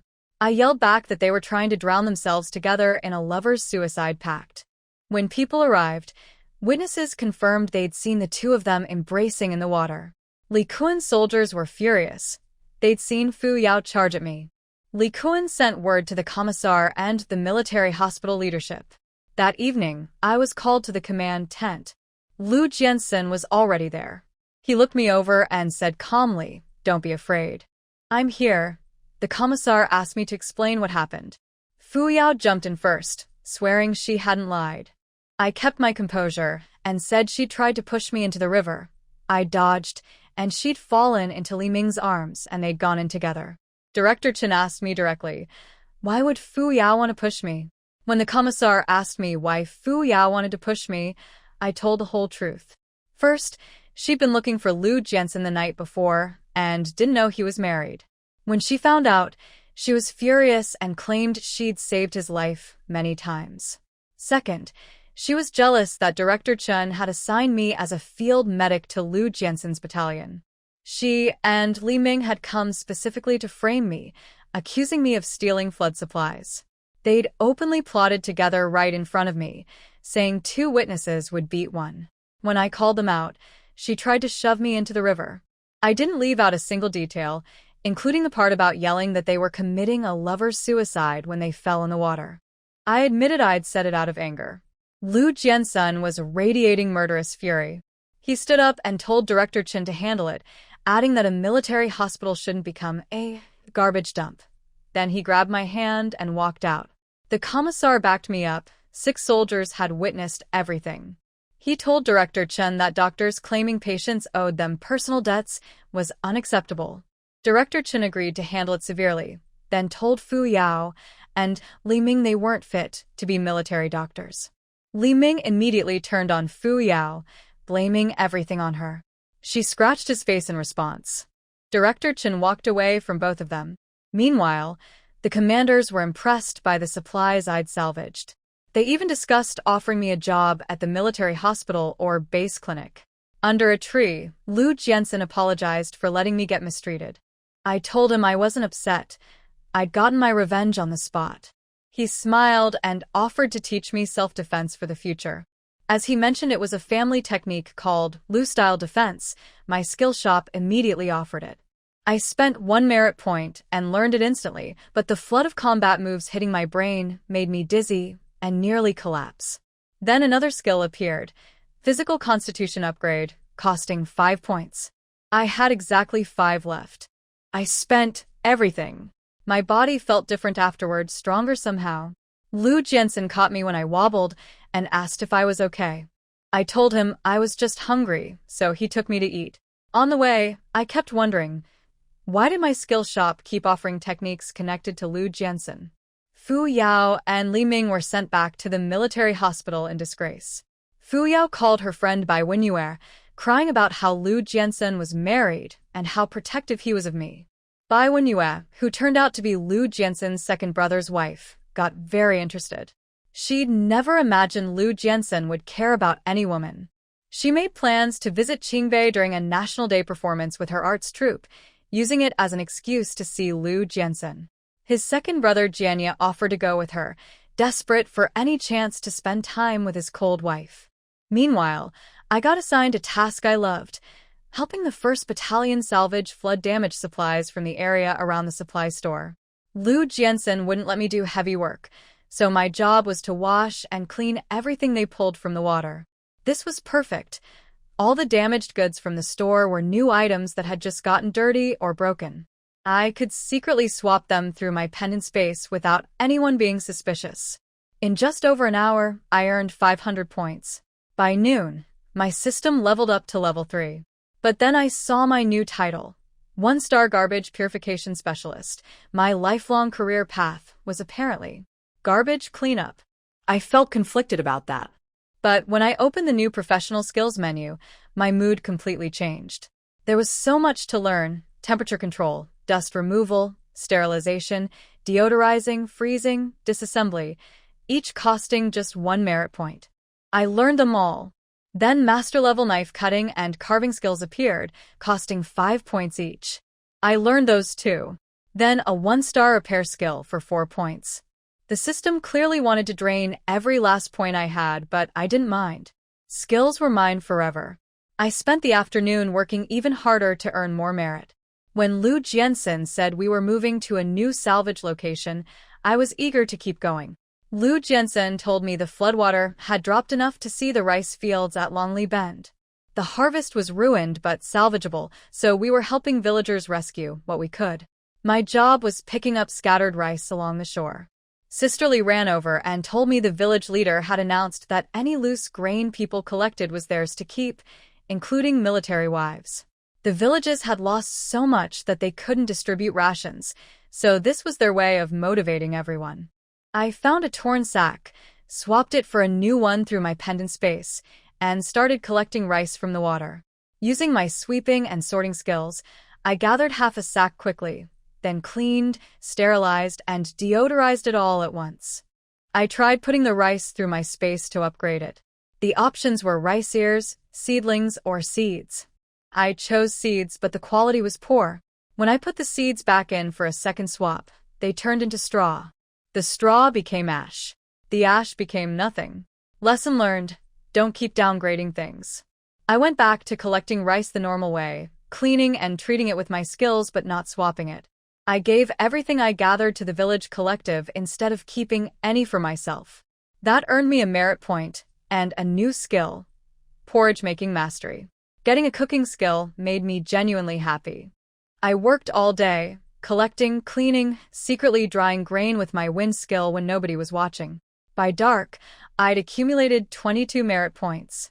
Liu Jiansen kept glancing my way and smiling at how cheerful I looked. When we finished around 9 at night, the village leader personally brought me a pound of flour as thanks. He'd noticed I worked hard all day without keeping a single grain. The soldiers' respect for me grew too. Liu Jiansen looked proud. He rubbed my head and asked what I wanted to eat. I said hand-pulled noodles, and he got to work. While watching him cook, I checked my skill shop. A whole batch of new skills had appeared: cooking mastery, pastry expertise, shaping, baking, and an upgraded repair skill. They cost exactly all 22 of my merit points. It felt like someone had calculated it perfectly. I learned everything, eyes closed, while others thought I was just tired. Inside, I was amazed at how much I was growing. When the noodles were ready, I noticed my senses had sharpened, probably from the cooking skills I'd just learned. I couldn't finish my bowl, and Liu Jiansen casually took it and ate the rest, which made me blush a little. He offered to send me back to base that night, but I refused. This disaster zone was the best place to earn merit points, and I wasn't leaving. He gave in, but made me promise to rest properly. The next day, he assigned me to help villagers dry the rescued rice. It seemed easy, but I realized I could use my skills to speed up the drying without anyone noticing. Feng Xia was with me, and she warned me that the whole region was facing food shortages. I'd need to stockpile grain once we got home. The villagers noticed our section dried unusually fast and wanted to mill some rice right away. But the old rice mill had been waterlogged and broken. That's when I remembered my repair skills. I told the village chief my father worked at a machine repair factory and I'd pick things up from watching him. He let me try. The moment I touched the mill, repair knowledge flooded my mind. I fixed it in under 10 minutes and it ran better than before. The chief was amazed. Then someone asked if I could fix their broken crawler tractor. The agricultural station had failed to repair it twice. I went to look, climbed up, inspected it, and told the chief I could fix it. He assigned 2 villagers to help with the heavy lifting while I did the actual repair work, removing rust, clearing debris, tightening parts, and even improving the performance a bit. I got so focused that I didn't notice a growing crowd watching me. Among them, a man in military uniform frowned and muttered that a woman couldn't possibly know how to fix a tractor. A local woman defended me when a military officer, Mo Deshing, Lu Meihua's husband from the 4th Battalion, said I'd just break the tractor worse. He lectured me about not experimenting with people's property. I ignored him and kept working. Minutes later, I called the village chief over. "It's done. Have someone test it." A villager named Dagong jumped on, pushed Mo Deshing aside, and drove it 50 meters. It worked perfectly, even better than before. The chief called me their village hero. Mo Deshing stood there speechless, then walked off fuming. He couldn't believe Liu Jensen's wife could actually fix a tractor. After that, the villagers treated me like family. At lunch, the chief gave me 2 pounds of fresh rice and a big catfish. A woman brought me eggplant and pickled vegetables. I was itching to test my new cooking skills, so I set up a stove at camp with Feng Xia's help. She watched me fillet the fish and went quiet.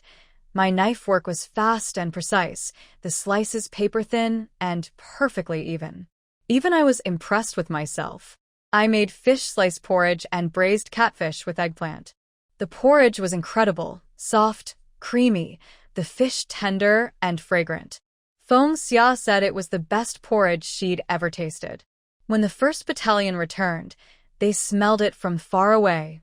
I gave Liu Jensen the first bowl I'd set aside for him. He tasted it, nodded, and said simply, "Delicious." The soldiers shared what was left of the porridge, and the clever ones grabbed bread from the kitchen to eat with a catfish stew. Li Kuan sighed and said I should work at the base cafeteria. The soldiers all agreed. But Liu Jensen shut that down immediately. No, he knew I didn't enjoy cooking as a job, and he could provide for me just fine. I agreed. I'd rather make pastries than cook in a cafeteria, though this era didn't really allow for that kind of luxury. Li Kuan wasn't too disappointed. He figured he'd just befriend my brother better and come mooch meals at our house instead. After lunch, Liu Jensen headed out again while I stayed to dry grain. When rain threatened, we quickly gathered everything. With nothing else to do, I sat with an old man who was weaving bamboo baskets and asked him to teach me. I picked it up fast. My first basket looked better than his, thanks to my skills. He said I was the quickest learner he'd ever taught. That evening, stuck in my tent during the rain, I practiced weaving with straw instead of bamboo. I made a grass mat, a pair of straw sandals for myself, then 10 pairs in different sizes since I didn't know Liu Jensen's shoe size. A new weaving mastery skill appeared in my shop, and naturally it cost exactly the merit points I had. Liu Jensen came back at 1 in the morning, soaking wet. He found my straw shoes, picked the pair that fit him, and quietly distributed the rest to soldiers whose shoes were ruined. Everyone whispered their thanks, so they wouldn't wake me. The next day we moved to another area where flood debris had piled up in a valley. Villagers were already scavenging for useful things, and I joined them. I collected muddy clothes and shoes, washing them in puddles while secretly swapping the worst ones through my pendant space. A single adult shoe gave me a funny choice: 1 pair of children's shoes, 2 tinier pairs, or 3 toy-sized ones. I picked the most practical option. Then I pulled a knotted handkerchief from the mud. Too tangled to open, I tossed it into my storage space. Out came a clean handkerchief, 2 jade bracelets, 7 pairs of antique jadeite earrings, and 2 premium jade bead bracelets. In this era, owning such things was dangerous, so they'd stay safely hidden in my space. My luck kept going. I dug out a cloth bag stuffed with a thick wad of money, looked like several hundred yuan. The jewelry I kept, but this money needed to go to the flood victims. I cleaned it up, secretly swapping the ruined bills for fresh ones, then dampened them again, and called Liu Jiansen over. "Come quick." I found money. Everyone rushed over. Soldiers, villagers, all staring at the wet pile of cash. One soldier blurted out, "Her luck is unbelievable." Liu Jiansen spread the money out to dry.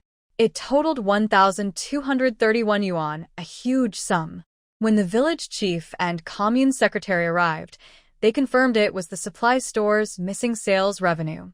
They were in tears, thanking us profusely. I felt genuinely good about helping. After they left, I received 10 merit points and a new skill, treasure appraisal. The system explained that a garbage purification specialist needs to judge the value of objects and have survival abilities.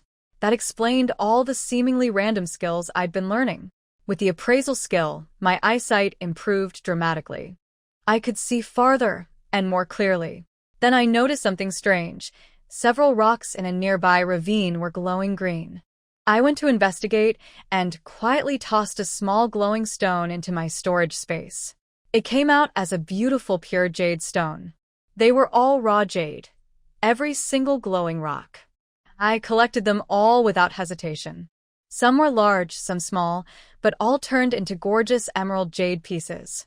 I also found more scattered items over the next 2 days, bringing my points to 420. Still far from the next level upgrade. At lunch, Mo Dishing showed up with the 4th Battalion and made a snide comment about Liu Jiansen bringing his wife on military missions. Liu Jiansen calmly told me not to bother with people like that, adding that Mo's own wife was too lazy to help with disaster relief. That made me feel better instantly. Then the village chief arrived with a wild rabbit as a thank you gift for finding the money. Liu Jiansen tried to refuse, but the chief insisted it was specifically for me and ran off before we could argue. Mo Dishing was visibly annoyed at my good fortune. I was craving spicy rabbit, so I suggested we eat it and work extra hard in the afternoon to make up for it. Liu Jiansen smiled and agreed. I volunteered to skin the rabbit since I wanted to test my master-level cutting skill. He handed me his military knife. The result was flawless. The skin came off in one perfect piece without a trace of meat or fat left on it. Liu Jiansen looked impressed, and the soldiers stared in genuine admiration. Mo Dishing, who'd been about to leave, stood frozen watching my technique. While Liu Jiansen cooked the rabbit, I worked on the skin, cleaning, drying, and then sewing it into a beautiful fur-lined glove using my shaping and stitching skills. It fit my hand perfectly.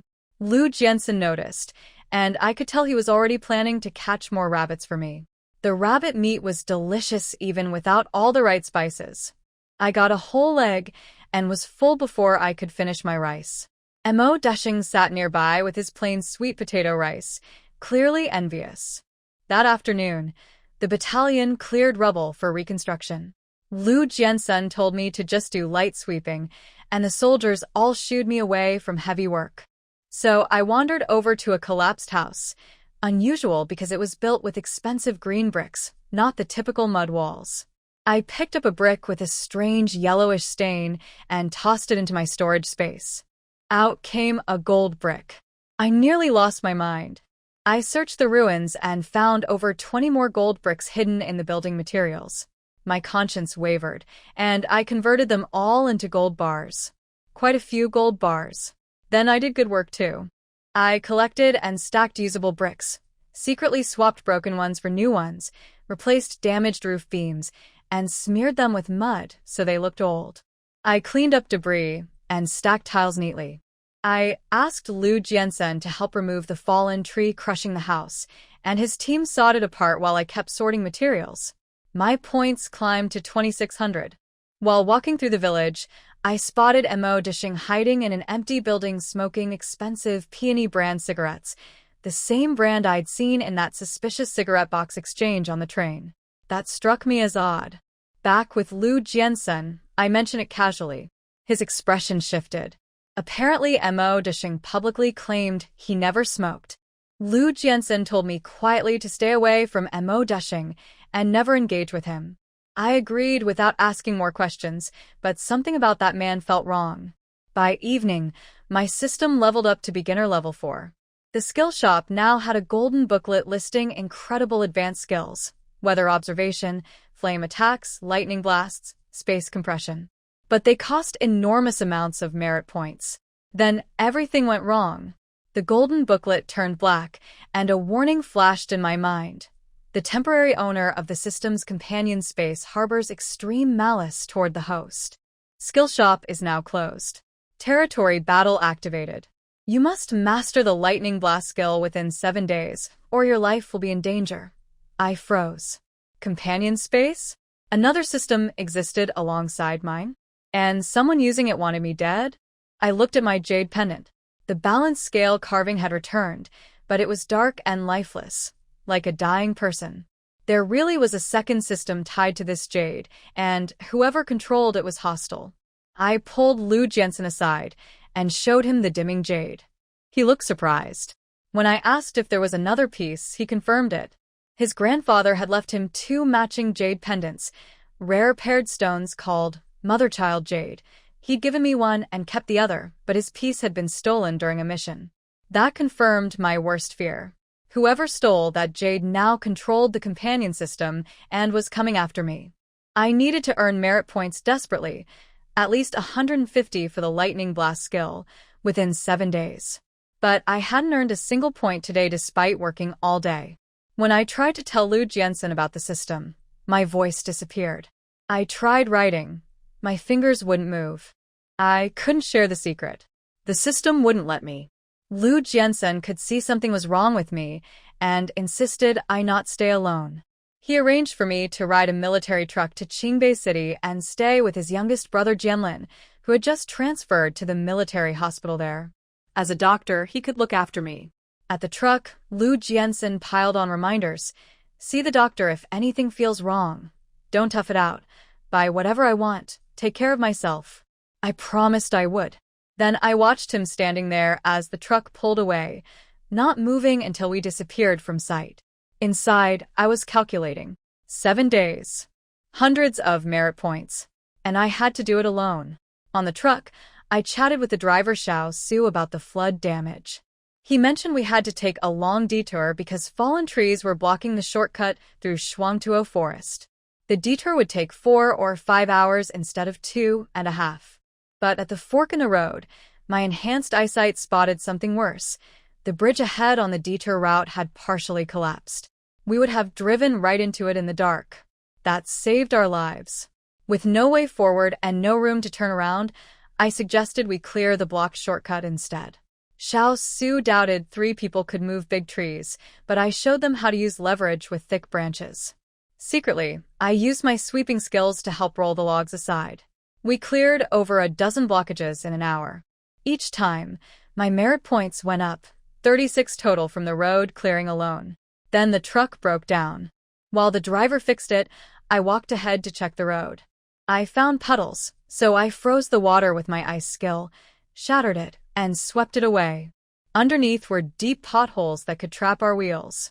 I converted roadside rocks into gravel through my pendant space and filled every hole until the road was smooth. That earned me 10 merit points at once.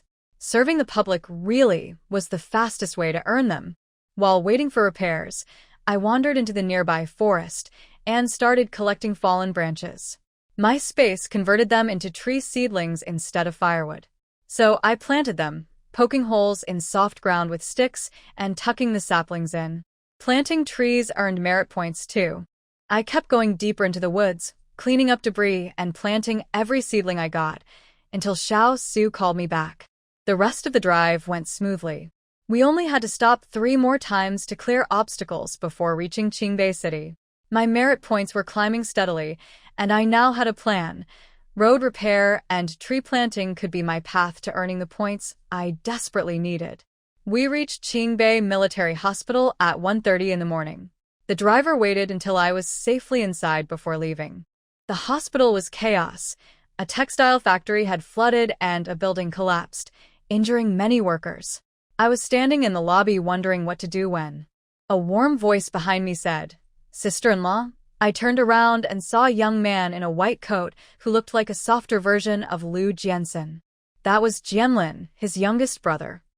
He'd been coming out every half hour since 11 to check for me. I apologized for being late. The roads were a mess. He was too busy with patients to chat, so a nurse walked me to a restroom.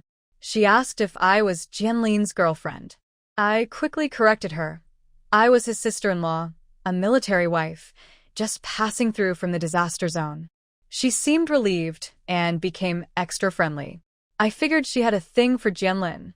I washed up using my cleaning and drying skills, swapped the bed linens through my pendant space, and fell into a deep sleep. Jianlin finished work at 5 in the morning and got a call from Liu Jiansen. No small talk, just straight to asking if I'd arrived, reminding Jianlin to make sure I ate properly, watch my health, and share his ration tickets with me. Jianlin realized his big brother truly cared about me. He also realized Liu Jiansen probably wouldn't have called at all, if not to check on me. I woke at 8:30, bought breakfast for myself and Jianlin, but he was still sleeping. I left his food with a note and headed out. I had only 61 merit points and needed to earn enough for the lightning blast skill within 7 days. I was heading for the hills to plant trees when I ran into Director Chun at the hospital entrance. He asked what I was doing, and I made up an excuse about shopping. Then he made me an offer. He had a severed hand reattachment surgery coming up and invited me to observe. He said my stitching skills showed real medical talent, and I should learn more. I couldn't refuse such a kind invitation, so I agreed to watch his surgery. Director Chun took me into the operating room and taught me surgery preparation. He explained hand anatomy in detail: bones, tendons, blood vessels. Then a patient came in whose hand had been cut off by a grass-cutting blade, and the real surgery began. I watched every moment for hours. The operation lasted until 2 in the afternoon. Over lunch, Director Chen asked what I thought. I said being a doctor seemed really hard. He laughed and asked if I'd noticed my stitching was actually better than his. I admitted that for pure stitching, yes, but reconnecting a severed hand required real medical knowledge I didn't have. He asked if I wanted to learn medicine. I hesitated. After dying in hospitals twice in past lives, I had no love for them. But then he mentioned that Liu Jiansen gets injured often and comes to the hospital regularly. If I learn enough, I could help him someday. That changed my mind immediately. I agreed to come study with him every Tuesday and Saturday.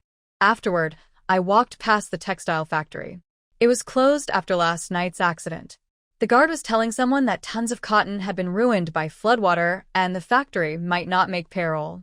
They were selling damaged cotton and fabric dirt cheap, no ration tickets needed. My eyes lit up. Water damage meant nothing to my pendant space. I bought 20 bags of waterlogged cotton at 10 yuan each, double what they asked, because I felt bad, plus 200 yuan worth of fabric.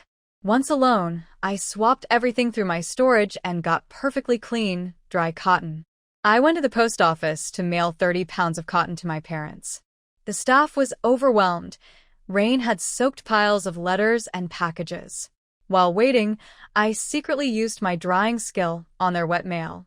A worker suddenly noticed his damp letters were dry and finally saw me standing there. That little trick earned me 10 merit points, more than hours of tree planting. Helping people in ways that made a real difference apparently counted for more. At the supply store, I bought what I could with my limited ration tickets: flour, rice, glutinous rice flour, and salt. I ate pork rib noodles at the state restaurant and headed back to the hospital. Jianlin was anxiously waiting. I'd been gone all day with just a note. When he spotted me walking in, he waved frantically, clearly relieved he hadn't lost his brother's wife. Jianlin had waited all day for me. He gave me his single dorm room near the hospital while he'd sleep at the hospital restroom. The room was small and bare. He'd just arrived himself. Then he pointed to 5 packages on the floor. Liu Jiansen's grandparents, parents, and brothers had all sent gifts for me and Liu Jiansen. There was so much: clothes, food, supplies. Almost all the clothing was women's styles bought specifically for me. Inside a small red wooden box from Grandma was a stunning imperial green jade bracelet, a 50-year-old ginseng root, and a savings book with 2,000 yuan. Liu Jiansen's mother's package had clothes, fancy creams, flower tea, and even imported sanitary products, plus another savings book for 1,000 yuan and ration tickets. Jianlin's envelope had 400 yuan and tickets. The second brother Jianya had sent the same. I was genuinely moved by how much this family accepted me. After Jianlin left, I stored the valuables in my pendant space. Then I snuck out at night with a flashlight and cleaned 2 big garbage pits near the hospital and a restaurant. Each one earned me 2 merit points plus toilet paper. Late-night sanitation work was perfect, nobody watching. The next morning, Jianlin dropped off breakfast before work. I made a bold decision. I took a train to nearby Daxing City. On the train, I swapped 5 garbage bins across different cars, 5 more merit points. I was closing in on 100. In Daxing, I found a coal factory neighborhood and traded cotton and fabric with a friendly woman for coal briquettes, 2 coal stoves, and extra coal tickets. Cotton was precious everywhere, so she was thrilled. I also stocked up at the supply store: pots, bowls, knives, rice, flour, oil, meat, vegetables, and eggs. On the return train, I grabbed 3 more garbage bins. Back at the dorm by 5:30, I set up a small table for my storage, lit the coal stove, and started cooking. I made rice with precise temperature control using my skills, then started frying pork belly. Jianlin arrived just as the meat hit the pan. The sizzling aroma slowed his footsteps to a crawl. Jianlin was surprised to find me cooking outside his dorm. I'd made 4 dishes: twice cooked pork, eggplant with minced meat, pepper egg stir-fry, and lotus root. He helped set up and started eating. After the first bite, he went quiet, too busy enjoying the food to talk. He admitted he couldn't cook at all and usually ate at the hospital cafeteria. I could tell he was envious that his brother had a wife who could cook like this. After dinner, he washed the dishes and left for the hospital. I cleaned up, then snuck out again on my mission to earn merit points. I cleaned a big garbage pit near the train station, then caught a late train to Hongcheng, 2 stops away. Unfortunately, the train was too clean, no dirty bins to swap, no points earned. I arrived at 5 in the morning and started walking, looking for the supply store. Passing through a narrow alley, I heard someone yell, "Run," and a crowd burst out carrying goods. I'd stumbled near a black market being raided. I ran with everyone else. While running, I overheard 2 men complaining about a man named Liu Xiaoyu who'd become the local Revolutionary Committee chief. He was constantly conducting raids, and his brother-in-law was a deputy battalion commander in the Qingbei military district about to get promoted. Then one of them said something that caught my attention. Liu Manhwa, the deputy commander's wife, had been involved with his cousin. That meant the deputy commander was Mo Disheng. Small world. They also mentioned Liu Xiaoyu had raided a teacher named Zhang's home, someone who'd actually taught him and was keeping confiscated goods for himself. I got lost after that but found a flooded, abandoned salvage yard. Standing at the entrance, I used my skills to sort through the mess remotely. I found beautiful matching rosewood furniture, a marble-inlaid bench, a carved daybed, a brazier stand, and 4 flower stands. I also collected waterlogged books, newspapers, and rusty metal parts. The metal parts earned points incredibly fast, every single bolt and screw counted. But discarded newspapers barely earned anything. Then the system explained, points come from the time and memories an object carries. Items thrown away right after being made are just garbage. That's why mass-produced blank newspapers earned almost nothing, while each hand-forged screw carried its own history. I wondered, if that's how it works, shouldn't antiques be worth even more points? The system answered my question about antiques. Items from different eras earn different points, but otherwise it's calculated per item. The upgraded system was getting smarter, actually responding to my thoughts now. At the salvage yard, a couple showed up, so I played innocent. After they left, I collected more items and headed to the supply store. I bought rain gear, farming tools like shovels and sickles for tree planting, and even a full set of woodworking tools with nails. On my way to the train station, I passed the black market alley again. I threw on a raincoat with the hood up and went in. It cost 10 cents to enter. Not many sellers remained after the morning raid. I traded some cotton for half a bag of peanuts. Then a man offered me soybeans, glutinous rice, and sorghum flour. I followed him outside and traded cotton and a bolt of blue fabric for 50 pounds of soybeans, 10 pounds of glutinous rice, 10 pounds of sorghum flour, 20 yuan, and 5 sugar ration tickets. As they rode away, I heard them excitedly talking about making baby clothes with the fabric. That made me smile. On the return train, I managed to swap 5 garbage bins for 5 merit points and 5 rolls of toilet paper. I got back to the dorm at 7:20. Jianlin was waiting anxiously. Lu Jiansun had called at noon saying he'd phone again at 8. If I hadn't shown up, Jianlin was afraid his brother might come storming over in person. We rushed to the hospital. At exactly 7:59, the phone rang. I picked up instantly. Hearing Lu Jiansun's voice melted something inside me. He asked what I'd been doing. I rambled about shopping at the supply store, spending lots of tickets, and all the gifts his family had sent. He listened with what I imagined was a smile and told me to keep the money, use up the tickets before they expired, and buy whatever I liked. I'll keep shopping tomorrow, I promised. I could practically hear him grinning through the phone. Lu Jiansun asked if I'd been eating properly. I told him I'd eaten at the state restaurant all day, and definitely better than him. He told me to come home earlier since it wasn't safe outside late.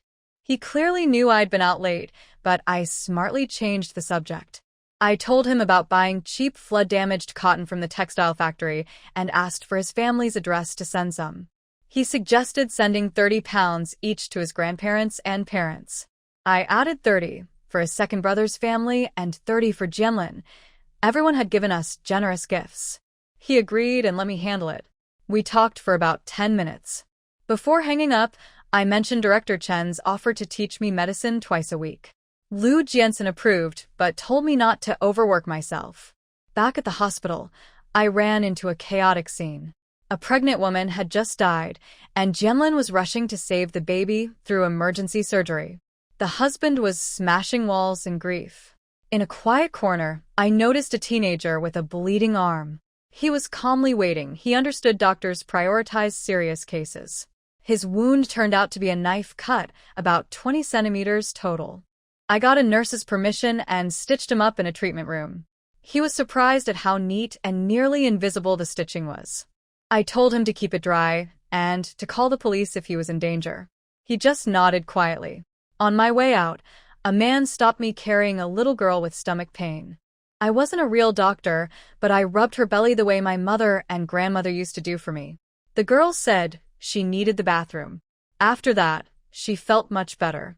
I told the father to stay and observe, and to keep the child warm since cold weather can cause intestinal cramps. Outside, I ran into the teenager again.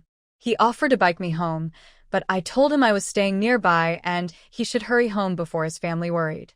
I went back to the dorm, took a quick bath, and went straight to sleep. Tomorrow, I had packages to mail and trees to plant. The next morning was too foggy to go out planting trees, so I stayed in and made high-grain cakes for breakfast. Then I started preparing the packages. I split the cotton into 4 shares and decided to sew clothes for Lu Jiansun's family instead of just sending fabric. Growing up, I'd learned sewing from my grandmother and baking from my other grandmother. With my perfect stitching skills, I was incredibly fast now. A padded cotton vest took just 20 minutes. I made one for Lu Jiansun's grandfather and one sized for his father. For Grandma Lu, I made a sleeved cotton jacket. For his mother, I made a stylish long coat with a turned collar. For Lu Jiansun himself, I made one in his size. I also tucked soft toilet paper for my pendant space into his mother's package, practical for monthly needs since imported products were hard to find. Jianlin arrived with breakfast and was impressed by the vests. He helped me figure out the family sizes and then carried all 4 heavy packages to the post office without breaking a sweat. At the state restaurant for lunch, Jianlin ordered double portions of braised pork and ribs, one to eat, one to take home so I wouldn't have to cook dinner. Smart kid. Halfway through our meal, someone screamed about a thief outside. A man ran past clutching a woman's purse. Without thinking, I threw my chopstick at his ankle. He stumbled and fell. I sprinted over and pinned him with Lu Jiansun's family defense technique. Jianlin stood there stunned. The woman got her purse back and introduced herself as Yuan Xiuling from the supply store, telling me to come find her if I ever needed anything. A bystander called the police, and they took the thief away. Back inside, I realized I destroyed my chopstick throwing it. I sneaked outside, tossed the broken chopstick into my pendant space for a new one, and went back to finish eating like nothing happened. Jianlin asked if Lu Jiansen had taught me that takedown move. I said he was planning to teach me self-defense, and I was a fast learner. He laughed and said with his brother as my teacher, I'd be a martial arts expert in no time. His genuine admiration made me smile.